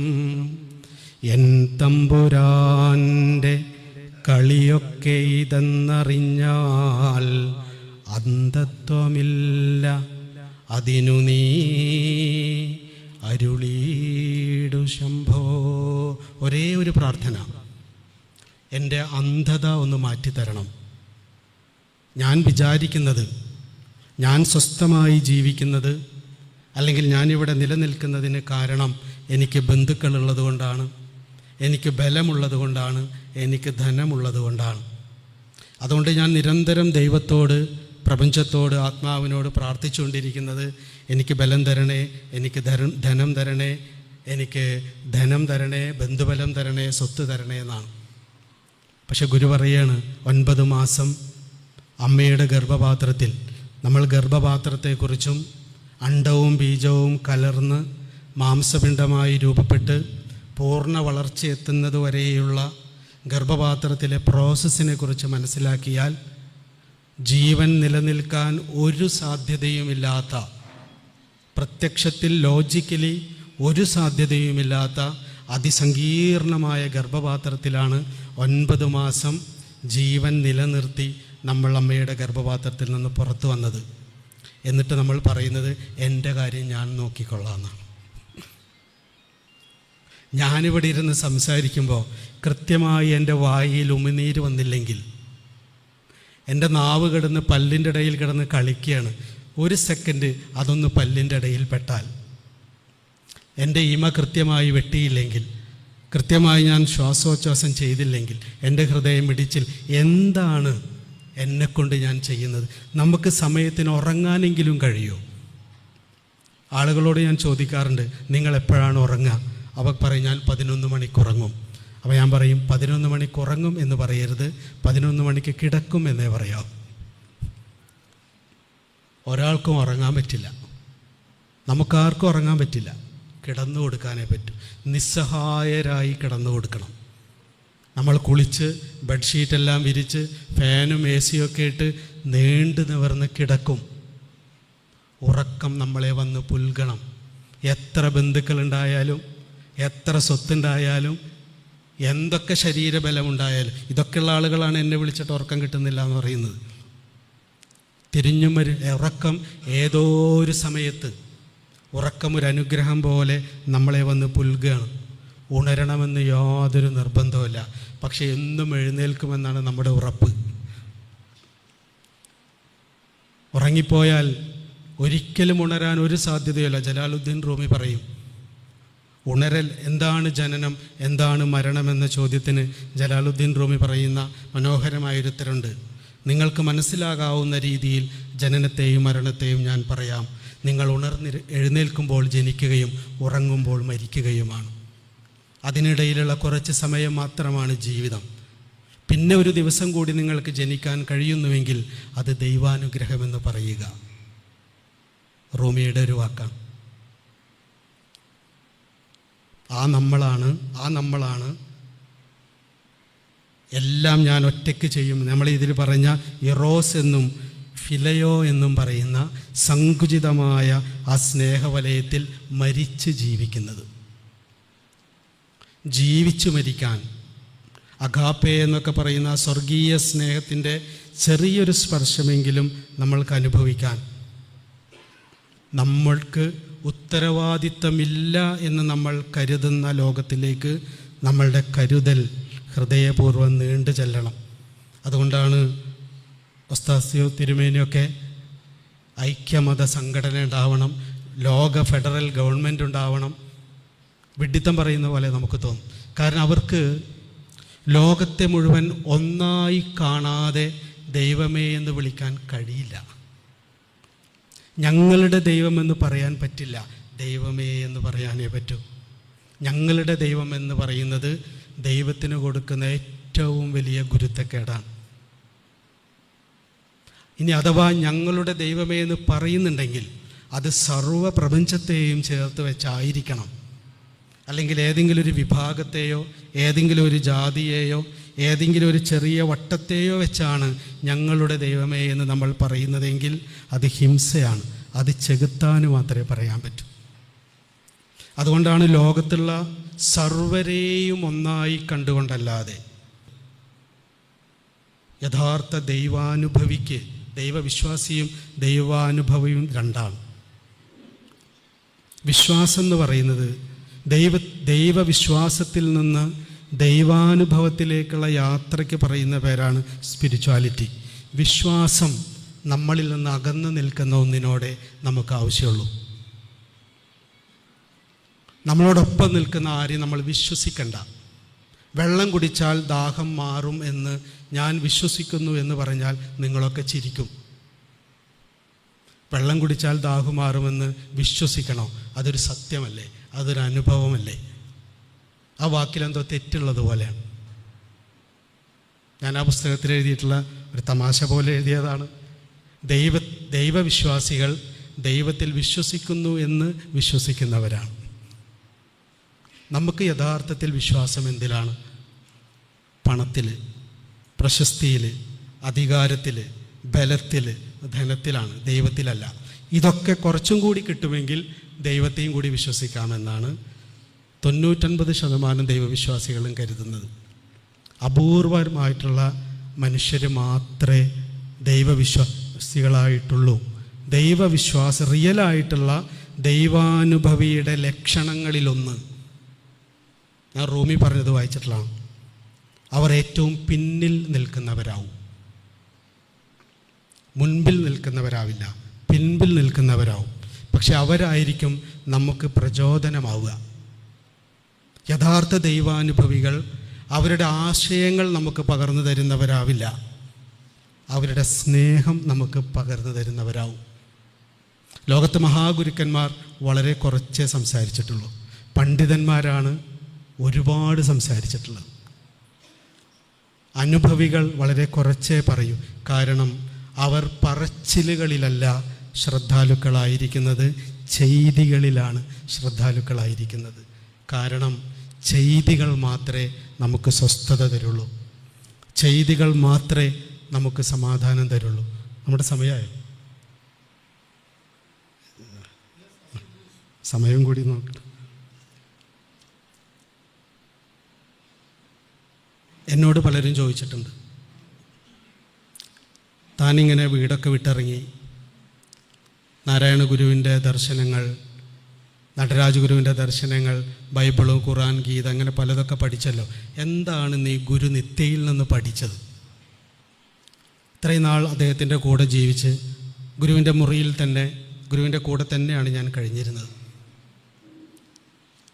എന്താണ് ഗുരുവിൽ നിന്ന് പഠിച്ചതെന്ന് ചോദിച്ചപ്പോൾ ഞാനെപ്പോഴും പറയാറ്, ഞാൻ ഗുരുവിൻ്റെ അടുത്ത് ചെന്ന സമയത്ത് ഞാൻ ഒരുപാട് പലതരത്തിലുള്ള ധ്യാനങ്ങളെല്ലാം അഭ്യസിക്കുന്ന ഒരു കാലമാണ്. അതുകൊണ്ട് ഏത് ഒരു പുഴയുടെ തീരത്ത് ചെന്നിരുന്നാലും കടൽ തീരത്ത് ചെന്നിരുന്നാലും മലയിൽ ചെന്നിരുന്നാലും വളരെ ഹൃദയ സാന്നിധ്യമുള്ള അവധൂതന്മാരുടെയും സൂഫികളുടെ ഒക്കെ അടുത്ത് ചെന്നിരിക്കുമ്പോഴൊക്കെ കണ്ണടച്ച് ഇങ്ങനെ ഇരുന്ന് ധ്യാനിക്കും. ആഴത്തിലുള്ള ഒരു ലയത്തിലേക്ക് ഇങ്ങനെ പോകും. ഗുരുനിത്യയുടെ അടുത്ത് ചെന്നപ്പോഴും ഗുരുനിത്യയുടെ അടുത്തൊരു സ്റ്റെപ്പിൽ ഞാനിങ്ങനെ കണ്ണടച്ച് വളരെ ആഴത്തിലുള്ള ഒരു ലയത്തിൽ ഇങ്ങനെ ഇരിക്കുമ്പോൾ ഒരൊറ്റടിയാണ് ഗുരു തലയ്ക്ക്. എന്നിട്ട് എന്നോട് താനെന്താടോ ഇരുന്ന് ഉറങ്ങുന്നത് എന്ന് ചോദിച്ചു. ആദ്യമായിട്ടാണ് ഒരാൾ ധ്യാനിച്ചുകൊണ്ടിരിക്കുന്ന എന്നോട് എന്താണ് കിടന്നുറങ്ങുന്നത് എന്ന് ചോദിക്കുന്നു. അപ്പം ഞാൻ ഞെട്ടിണീറ്റു. ഞാനൊന്നും പറഞ്ഞില്ല. പിറ്റേന്ന് രാവിലെ നടക്കാൻ പോകുമ്പോൾ ഗുരു എൻ്റെ കൈ പിടിച്ചിട്ട്, ഷൗക്കത്ത് എന്ന് പറഞ്ഞിട്ട് വന്നിട്ടുള്ള ആളവിടെ അല്ലേ, അയാളോട് ഇങ്ങ് വരാൻ പറയും. എൻ്റെ കൈ പിടിച്ചാണ് നടക്കാൻ ചെല്ലുന്നത്. ഞാൻ ഗുരുകുലത്തിലെത്തി 3 മാസം കഴിഞ്ഞിട്ടേ ഉള്ളൂ. നടക്കാൻ പോകുന്ന സമയത്ത് ഇങ്ങനെ നടന്നു പോയി. അവിടെ മുഴുവൻ ഇങ്ങനെ മലഞ്ചെരുവ് മുഴുവൻ പച്ച പുൽത്തകിടികളാണ്. ഒരു സ്ഥലത്തെത്തി നിന്നിട്ട് ഗുരു എന്നോട് ചോദിച്ചു, ആ പൂവ് കാണാൻ എങ്ങനെയുണ്ട് എന്ന് ചോദിച്ചു. അപ്പോൾ ഞാൻ അങ്ങോട്ട് നോക്കുമ്പോൾ അവിടെ പൂക്കളൊന്നുമില്ല, പച്ച പുല്ല് മാത്രമേ ഉള്ളൂ. അപ്പോൾ ഞാൻ ഗുരുവിനോട് പറഞ്ഞു, ഗുരു അവിടെ പൂക്കളൊന്നുമില്ലല്ലോ, പുല്ല് മാത്രമല്ലേ ഉള്ളൂ. അപ്പോൾ ഗുരു പറഞ്ഞു, തന്നൊന്ന് അവിടെ പോയി ഇരുന്ന് നോക്കാൻ പറഞ്ഞു. അപ്പോൾ ഞാൻ അവിടെ പോയി ഇരുന്ന് നോക്കുമ്പോൾ ഈ പുല്ലുകൾക്കിടയിലൊക്കെ വയലറ്റ് നിറത്തിലുള്ള കുഞ്ഞു കുഞ്ഞു പൂക്കൾ ധാരാളമുണ്ട്. എന്നിട്ട് ഞാൻ എണീറ്റ് ഗുരുവിൻ്റെ അടുത്ത് വന്നു. താൻ അവിടെ എന്താ കണ്ടത് എന്ന് ചോദിച്ചു. ഞാൻ പറഞ്ഞു, വയലറ്റ് നിറത്തിലുള്ള കുഞ്ഞു പൂക്കൾ കുറേ ഉണ്ട്, ഇനി താനൊന്ന് അങ്ങോട്ട് നോക്കിയെന്ന് പറഞ്ഞു. അപ്പോൾ ഞാൻ നോക്കിയപ്പോൾ പച്ച പുല്ലും വയലറ്റ് പൂക്കളും എല്ലാം ഞാൻ കാണാൻ തുടങ്ങി.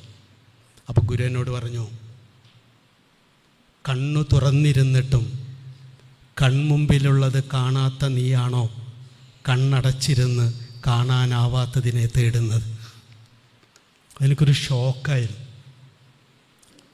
കണ്ണ് തുറന്നിരുന്നിട്ടും കൺമുമ്പിലുള്ളത് കാണാത്ത നീയാണോ കണ്ണടച്ചിരുന്ന് കാണാനാവാത്തതിനെ തേടുന്നത്? അന്നത്തെ ക്ലാസ് മുഴുവൻ അതായിരുന്നു. അന്ന് ഞാൻ കണ്ണടപ്പ് നിർത്തി. ഗുരു പറഞ്ഞു, എവിടെയാണോ വ്യവസ്ഥയുള്ളത് അവിടെ മാത്രമേ സ്വസ്ഥതയുള്ളൂ.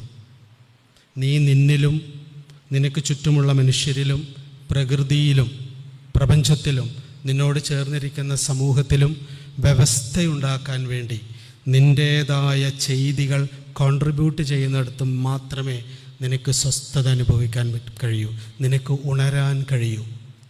നീ എൻ്റെ അടുത്ത് ലയിച്ചിരുന്നല്ലോ, ലയം ഇരുട്ടാണ്, തമസ്സാണ്. ലയിച്ചിരിക്കൽ പലതിൽ നിന്നുള്ള ഒളിച്ചോട്ടമാണ്.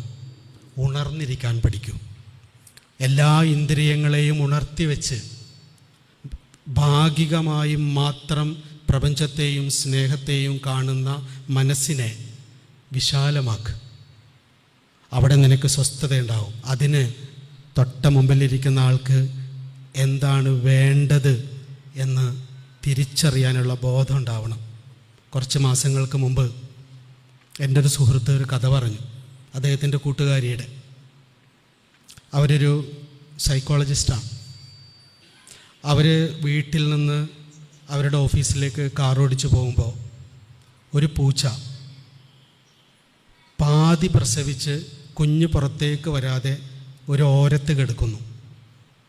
ഒരു വികൃതയായ പൂച്ച, എല്ലു തോലും മാത്രമേ ഉള്ളൂ. അവരുടനെ വണ്ടി സൈഡിൽ നിർത്തി ചാടി ഇറങ്ങി അവരുടെ സുഹൃത്തിനെ ഫോൺ വിളിച്ച് വരുത്തി. അവരൊരു കാർഡ്ബോർഡ് പെട്ടിയൊക്കെ സംഘടിപ്പിച്ച് ആ പൂച്ചേനെ അതിലേക്കിട്ട് നേരെ പൂച്ചയുടെ ആശുപത്രിയിലേക്ക് പാഞ്ഞു.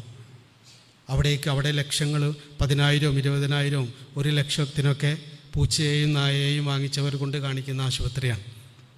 അവിടേക്കാണ് കൊണ്ടു ചെല്ലുന്നത്. അപ്പോൾ അവിടെയുള്ള നഴ്സുമാരും ഡോക്ടറൊക്കെ വന്ന് നോക്കി ചിരിക്കാൻ തുടങ്ങി.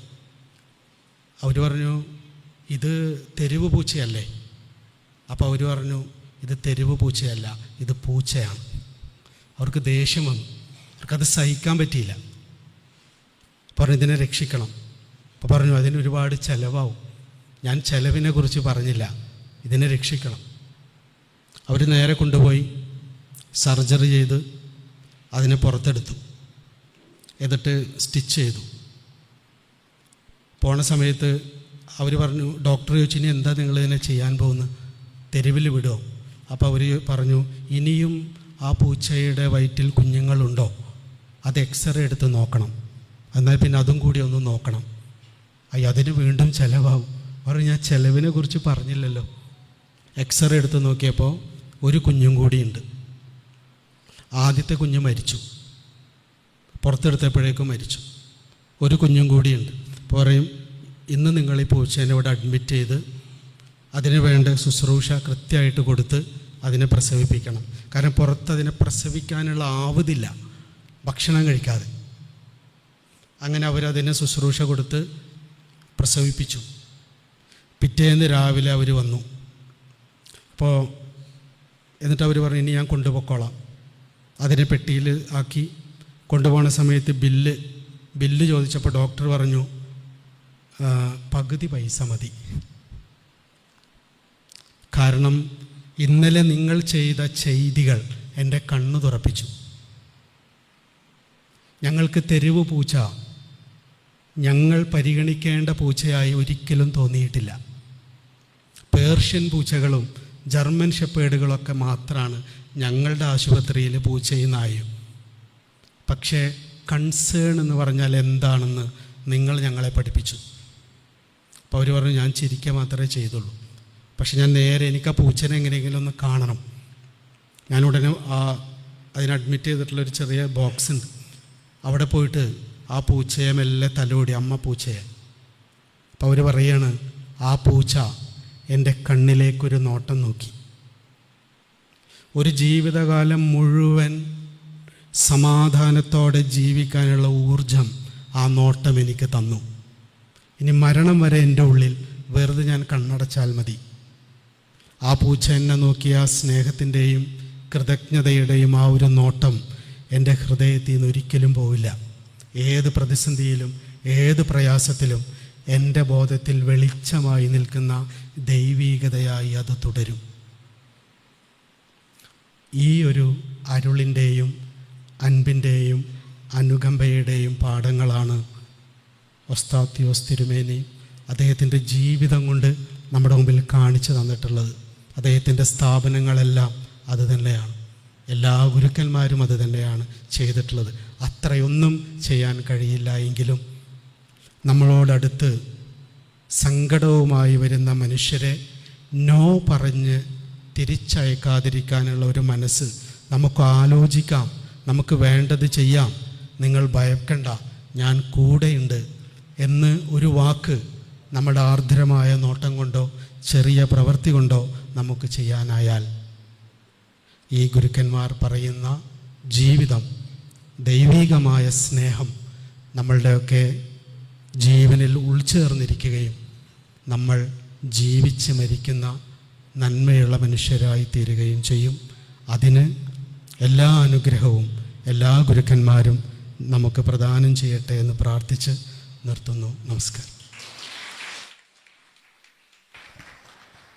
അഭിവന്യ മാർ ഒസ്താത്യോസ് തിരുമേനിയുടെ വാക്കുകളെ കടമെടുത്തുകൊണ്ട് സ്നേഹത്തെപ്പറ്റിയും കാരുണ്യത്തെപ്പറ്റിയും അനുകമ്പയെ പറ്റിയും അർത്ഥവത്തായ ചിന്തകൾ വളരെ ലളിതമായ ഭാഷയിൽ നമ്മളോട് സംസാരിച്ച ശ്രീ ഷൗക്കത്തിനോടുള്ള നന്ദി രേഖപ്പെടുത്തുന്നു. അടുത്തതായി ഗായക സംഘം ഒരു ഗാനം ആലപിക്കുന്നതാണ്.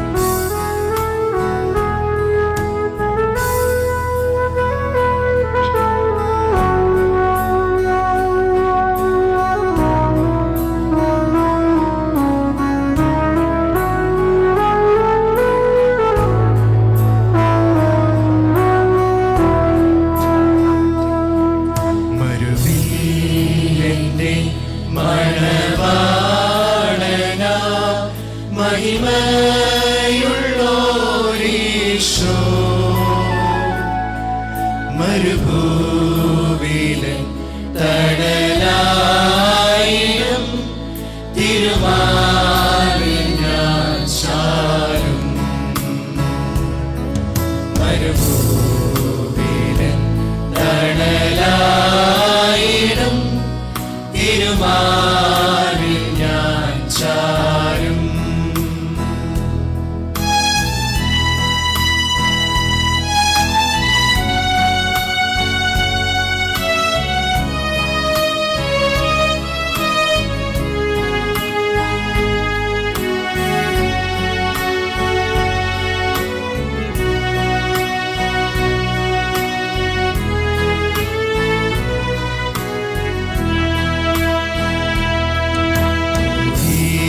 ഇരുട്ടും ചൂടുകാറ്റും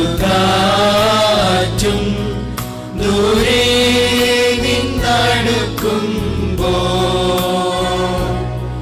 തിരുസഭയ മണവറയിൽ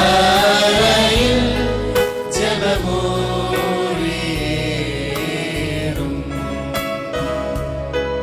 തിരുസഭയ മണവറയിൽ ജപമൂറിയേറും.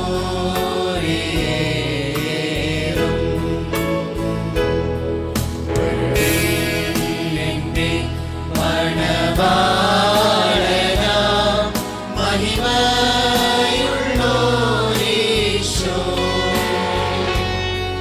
മരുഭൂമിയിലെ തണലായിടും തിരുമാറിൽ ഞാൻ ചാരും. മരുഭൂമിയിലെ തണലായിടും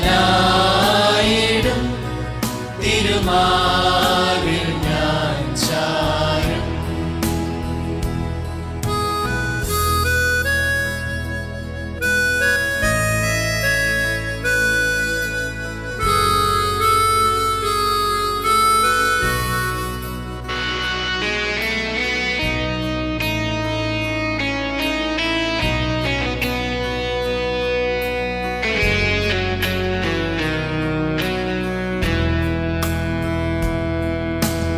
നീയാവിൻ ദൈവമെന്നും മാലാകറ്റാൻ പ്രാപ്തൻ. മലയിൽ പെരിയ കാക്കകളും തിരുമോഴി കേൾക്കും.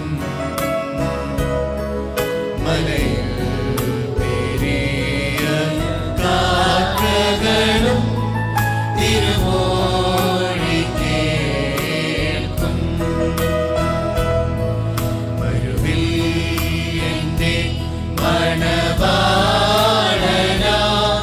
മഹിമയുള്ളോരീശോ മരുഭൂമിയിലെ തണലായിടും തിരുമാറിൽ ഞാൻ ചാരും. മരുഭൂമിയിലെ തണലായിടും തിരുമാറിൽ ഞാൻ ചാരും.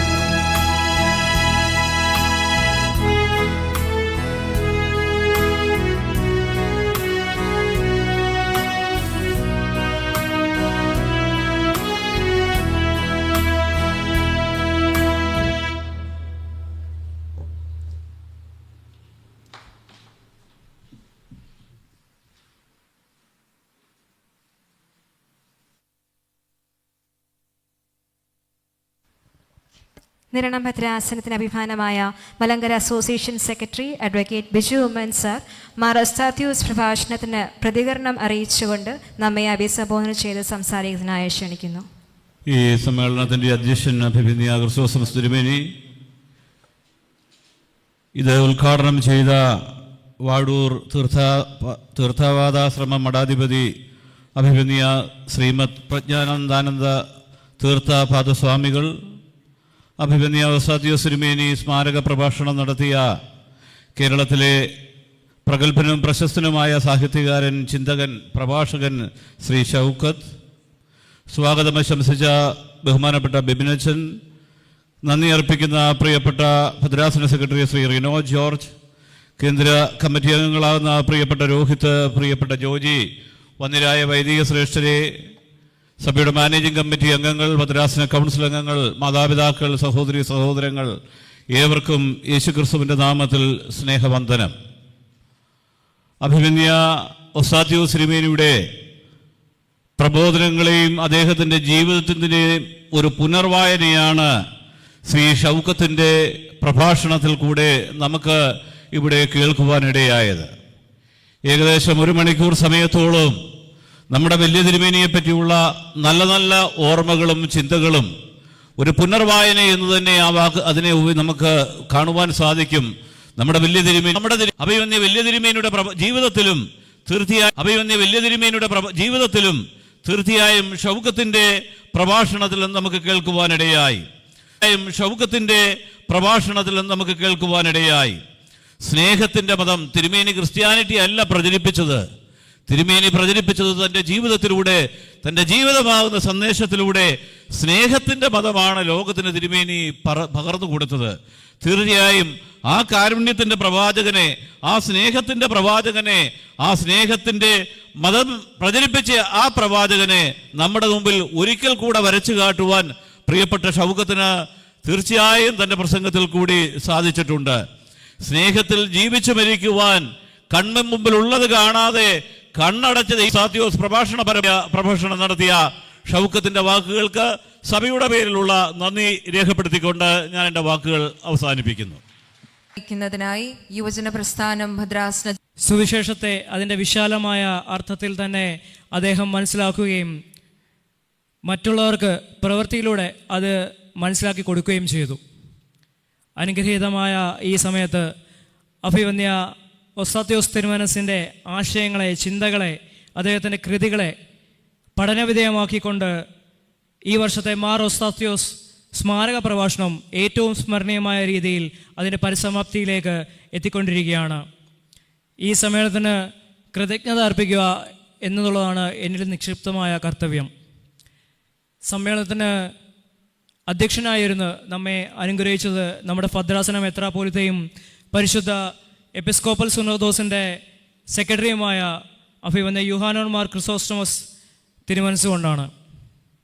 പ്രസ്ഥാനത്തിൻ്റെ എല്ലാ പ്രവർത്തനങ്ങൾക്കും ഞങ്ങൾക്ക് വേണ്ട എല്ലാ കരുതലും സ്നേഹവും തന്ന് ഞങ്ങളെ വേണ്ട രീതിയിൽ നേർവഴിയിൽ നയിച്ചുകൊണ്ട് ഈ പ്രസ്ഥാനത്തെ നല്ല രീതിയിൽ നയിക്കുന്ന അഭിവന്യ തിരുമേനിയോടുള്ള പ്രത്യേക നന്ദിയും സ്നേഹവും തൃപ്പാദങ്ങൾ അർപ്പിക്കുന്നു. ഈ സമ്മേളനം ഉദ്ഘാടനം ചെയ്തത് വാഴൂർ തീർത്ഥപദാശ്രമം മഠാധിപതി ശ്രീമദ് പ്രജ്ഞാനാനന്ദ തീർത്ഥ പാദസ്വാമികളാണ്. കേരളത്തിലെ നവോത്ഥാന നായകനായ ചട്ടമ്പി സ്വാമികളുടെ ആദർശങ്ങൾ പ്രചരിപ്പിക്കുന്നതിൽ പ്രധാന പങ്ക് വഹിക്കുന്ന വ്യക്തിയാണ് അദ്ദേഹം. സാമൂഹിക പരിഷ്കരണ പ്രവർത്തനങ്ങളിലും ആധ്യാത്മിക പ്രഭാഷണങ്ങളിലും അദ്ദേഹം സജീവമാണ്. നമ്മൾ ക്ഷണം സ്വീകരിച്ച് ഇവിടെ എത്തുകയും ഈ സമ്മേളനം ഉദ്ഘാടനം ചെയ്ത് ധന്യമാക്കുകയും ചെയ്ത അദ്ദേഹത്തോട് ഇവിടെ കൂടിയിരിക്കുന്ന ഏവരുടെയും നാമത്തിൽ കൃതജ്ഞത അർപ്പിക്കുന്നു. ഇന്നിവിടെ സ്മാരക പ്രഭാഷണം നിർവഹിച്ചത് ഗുരു നിത്യചൈതന്യയതിയുടെ ശിഷ്യനും മലയാള സാഹിത്യകാരനും ചിന്തകനും പ്രഭാഷകനുമായ ശ്രീ ഷൗക്കത്താണ്. 25ഓളം പുസ്തകങ്ങൾ രചിക്കുകയും നിരവധി അവാർഡുകൾ കരസ്ഥമാക്കുകയും ചെയ്ത ഒരു സാഹിത്യകാരനാണ് അദ്ദേഹം. നമ്മൾ ക്ഷണം സ്വീകരിച്ച് വയനാട്ടിൽ നിന്നും ഇവിടെ എത്തിച്ചേർന്ന് പ്രഭാഷണം അവിസ്മരണീയമാക്കി തീർത്ത ശ്രീ ഷൗക്കത്തിനോടുള്ള നന്ദിയും സ്നേഹവും ഹൃദയത്തിൻ്റെ ഭാഷയിൽ ഭദ്രാസന യുവജന പ്രസ്ഥാനത്തിനെയും ഇവിടെ കൂടിയിരിക്കുന്ന ഏവരുടെയും നാമത്തിൽ അറിയിച്ചു കൊള്ളുന്നു. ഈ സ്മാരക പ്രഭാഷണത്തിന് പ്രതികരണം അറിയിച്ചത് മലങ്കര ഓർത്തഡോക്സ് സഭയുടെ അസോസിയേഷൻ സെക്രട്ടറി അഡ്വക്കേറ്റ് ബിജുമൻ സാറാണ്. മലങ്കര സഭയ്ക്ക് വേണ്ടി അക്ഷീണം പ്രവർത്തിക്കുന്ന ബിജുമൻ സാർ പ്രസ്ഥാനത്തിന് വേണ്ട എല്ലാ പിന്തുണയും നൽകുന്നു. സാർ നൽകുന്ന പിന്തുണ ശരിക്കും നമ്മൾ വാക്കുകൾ കൊണ്ട് വർണ്ണിക്കാൻ കഴിയുന്നതല്ല. പ്രിയപ്പെട്ട ബിജുമൻ സാറിനുള്ള നന്ദിയും സ്നേഹവും ഈ അവസരത്തിൽ അറിയിച്ചു കൊള്ളുന്നു. വിപിൻ മാത്യുച്ചൻ പ്രസ്ഥാനത്തിൻ്റെ എല്ലാ പ്രവർത്തനങ്ങൾക്കും കൂടെ നിന്ന് നേതൃത്വം നൽകുന്ന പ്രിയപ്പെട്ട ബിപിനാച്ചനോടുള്ള കൃതജ്ഞതയും സ്നേഹവും ഈ അവസരത്തിൽ അറിയിച്ചു കൊള്ളുന്നു. ഇന്നിവിടെ എത്തിച്ചേർന്നിരിക്കുന്ന എല്ലാ വൈദിക ശ്രേഷ്ഠരോടും പ്രസ്ഥാനത്തിൻ്റെ പ്രവർത്തനങ്ങളെ പിന്താങ്ങുന്ന നിർദ്ദേശങ്ങൾ നൽകി കൂടെ നിൽക്കുന്ന എല്ലാ വൈദിക ശ്രേഷ്ഠരോടുമുള്ള ഭക്തി ആദരവുകളും ബഹുമാനവും അറിയിച്ചു കൊള്ളുന്നു. ഇവിടെ സന്നിഹിതരായിരിക്കുന്ന പ്രഭാഷണത്തിന് വേണ്ടതായ ക്രമീകരണങ്ങൾ ചെയ്ത് എല്ലാ സഹകരണങ്ങളും നൽകി കൂടെ നിൽക്കുന്ന പ്രിയപ്പെട്ട മത്തായി ടി വർഗീസ് സാർ ഉൾപ്പെടെയുള്ള ഏവരോടുമുള്ള നന്ദിയും സ്നേഹവും അറിയിച്ചു കൊള്ളുന്നു. യുവജന പ്രസ്ഥാനത്തിൻ്റെ ഭദ്രാസന കമ്മിറ്റി അംഗങ്ങൾ എല്ലാവരും ഒറ്റക്കെട്ടായി നിന്ന് പ്രവർത്തിച്ചുകൊണ്ടാണ് ഇങ്ങനൊരു പ്രോഗ്രാം ഭംഗിയായി നമുക്ക് സംഘടിപ്പിക്കാൻ സാധിച്ചത്. പ്രിയപ്പെട്ട Joji Parumala, Rohit K John, regional സെക്രട്ടറിമാർ, ഡിസ്ട്രിക്ട് കമ്മിറ്റി അംഗങ്ങൾ, ഡിസ്ട്രിക്ട് ഓർഗനൈസർമാർ തുടങ്ങി എല്ലാവരോടുമുള്ള നന്ദിയും സ്നേഹവും ഈ അവസരത്തിൽ അറിയിച്ചു കൊള്ളുന്നു. ചെറിയാൻ മണലിൻ്റെ നേതൃത്വത്തിലുള്ള മീഡിയ വിങ് ആവശ്യമായ പോസ്റ്ററുകളും മറ്റും ചെയ്ത് കുറച്ച് നാളെ 1 മാസത്തോളമായി ഈ ഒരു പ്രോഗ്രാമിൻ്റെ പബ്ലിസിറ്റിക്കായി അവർ പ്രവർത്തിക്കുന്നു. നമ്മുടെ ഭദ്രാസന മീഡിയ വിങ്ങിനോടുള്ള നന്ദിയും സ്നേഹവും ഈ അവസരത്തിൽ അറിയിച്ചു കൊള്ളുന്നു. ശ്രുതിമധുരമായ ഗാനങ്ങൾ ആലപിച്ച് ഇവിടെ മനോഹരമാക്കിയത് നിരണം ഭദ്രാസന യുവജന പ്രസ്ഥാനത്തിൻ്റെ ഗായക സംഘമാണ്. തിരുമുരുപുരം ഇടവകയിലെ പ്രിയപ്പെട്ട ബെൻ അതിനുവേണ്ട നേതൃത്വം നൽകുന്നു. നമ്മുടെ ഭദ്രാസന കമ്മിറ്റി അംഗങ്ങളായ മനു, അൻസു ഉൾപ്പെടെ വിവിധ ഇടവകകളിൽ നിന്നുള്ള ഗായകർ ഈ സംഘത്തിലുണ്ട്. അവരേവരോടുമുള്ള നന്ദിയും സ്നേഹവും ഈ അവസരത്തിൽ അറിയിച്ചു കൊള്ളുന്നു. കോമ്പയറിംഗ് നിർവഹിച്ച ദീപ വി ജേക്കബ്, അൻസു, അന്ന സക്രിയ എന്നിവരോടുള്ള നന്ദിയും സ്നേഹവും ഈ അവസരത്തിൽ അറിയിച്ചു കൊള്ളുന്നു. ഇത് സ്റ്റേജ് ഇത്ര ഭംഗിയായി ഇവിടെ ക്രമീകരിച്ചത് കമ്മിറ്റി അംഗം കൂടിയായ ജോയൽ വർഗീസിൻ്റെ അച്ചു ആൻഡ് അഞ്ജു സൗണ്ട്സാണ്. അവരോടുള്ള കൃതജ്ഞത ഈ അവസരത്തിൽ അറിയിച്ചു കൊള്ളുന്നു. വിവിധ ഇടവകയിൽ നിന്നുള്ള എല്ലാ യുവജന പ്രസ്ഥാന അംഗങ്ങളും നിങ്ങളുടെ സാന്നിധ്യമാണ് നമ്മളേറെ വിലപ്പെട്ടതായി കരുതുന്നത്. ഈ സമ്മേളനത്തിന്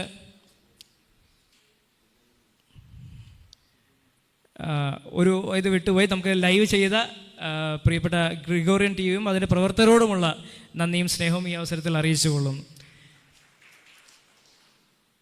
ഇവിടെ കടന്നു വന്നിട്ടുള്ള മാതാപിതാക്കൾ, സഹോദരങ്ങൾ, വിവിധ ഇടവകയിൽ നിന്ന യുവജന പ്രസ്ഥാനങ്ങൾ ഏവരോടുമുള്ള നന്ദിയും സ്നേഹവും ഈ അവസരത്തിൽ അറിയിച്ചു കൊള്ളുന്നു. നിങ്ങളുടെ പ്രാർത്ഥനയും സാന്നിധ്യവുമാണ് എന്നും പ്രസ്ഥാനത്തിന് ഉണർവേകുന്നത്. ഇവിടെ വന്നിട്ടുള്ള ഏവരോടും ആരെങ്കിലും വിട്ടുപോയിട്ടുണ്ടെങ്കിൽ സദയം ക്ഷമ ചോദിക്കുന്നു. ഏവരോടുമുള്ള കൃതജ്ഞത ഈ അവസരത്തിൽ അറിയിച്ചുകൊണ്ട് എൻ്റെ വാക്കുകൾ ഉപസംഹരിക്കുന്നു. നന്ദി. അനൗൺസ്മെന്റ്. ഇപ്പോൾ ഈ യോഗത്തിന് നന്ദി അർപ്പിച്ച് അക്ഷീണം ഈ പ്രസ്ഥാനത്തിന് വേണ്ടി പ്രവർത്തിക്കുന്ന റെനോച്ചസിനുള്ള നന്ദി രേഖപ്പെടുത്തുന്നു. ഇതിനുശേഷം പ്രാർത്ഥന നടത്തപ്പെടുന്നതാണ്. പ്രാർത്ഥനയ്ക്ക് ശേഷം എത്തിച്ചേർന്നിരിക്കുന്ന ഏവർക്കും വെളിയിൽ ലഘുഭക്ഷണം ക്രമീകരിച്ചിട്ടുണ്ട്. അതിലും സമ്മതിക്കണമേ എന്ന് അപേക്ഷിക്കുന്നു. എഴുന്നേക്കാം. പിതാവും പുത്രനും പരിശുദ്ധ റൂഹായുമാകുന്ന ത്രിയേക ദൈവത്തിൻ്റെ അളവറ്റ അനുഗ്രഹങ്ങളും കൃപകളും ആശ്വാസവും നടത്തിപ്പും എല്ലാവരുടെ മേലും എല്ലാ കാര്യങ്ങളുടെ മേലും എപ്പോഴും എന്നേക്കും ഉണ്ടായിരിക്കട്ടെ. ആമേൻ.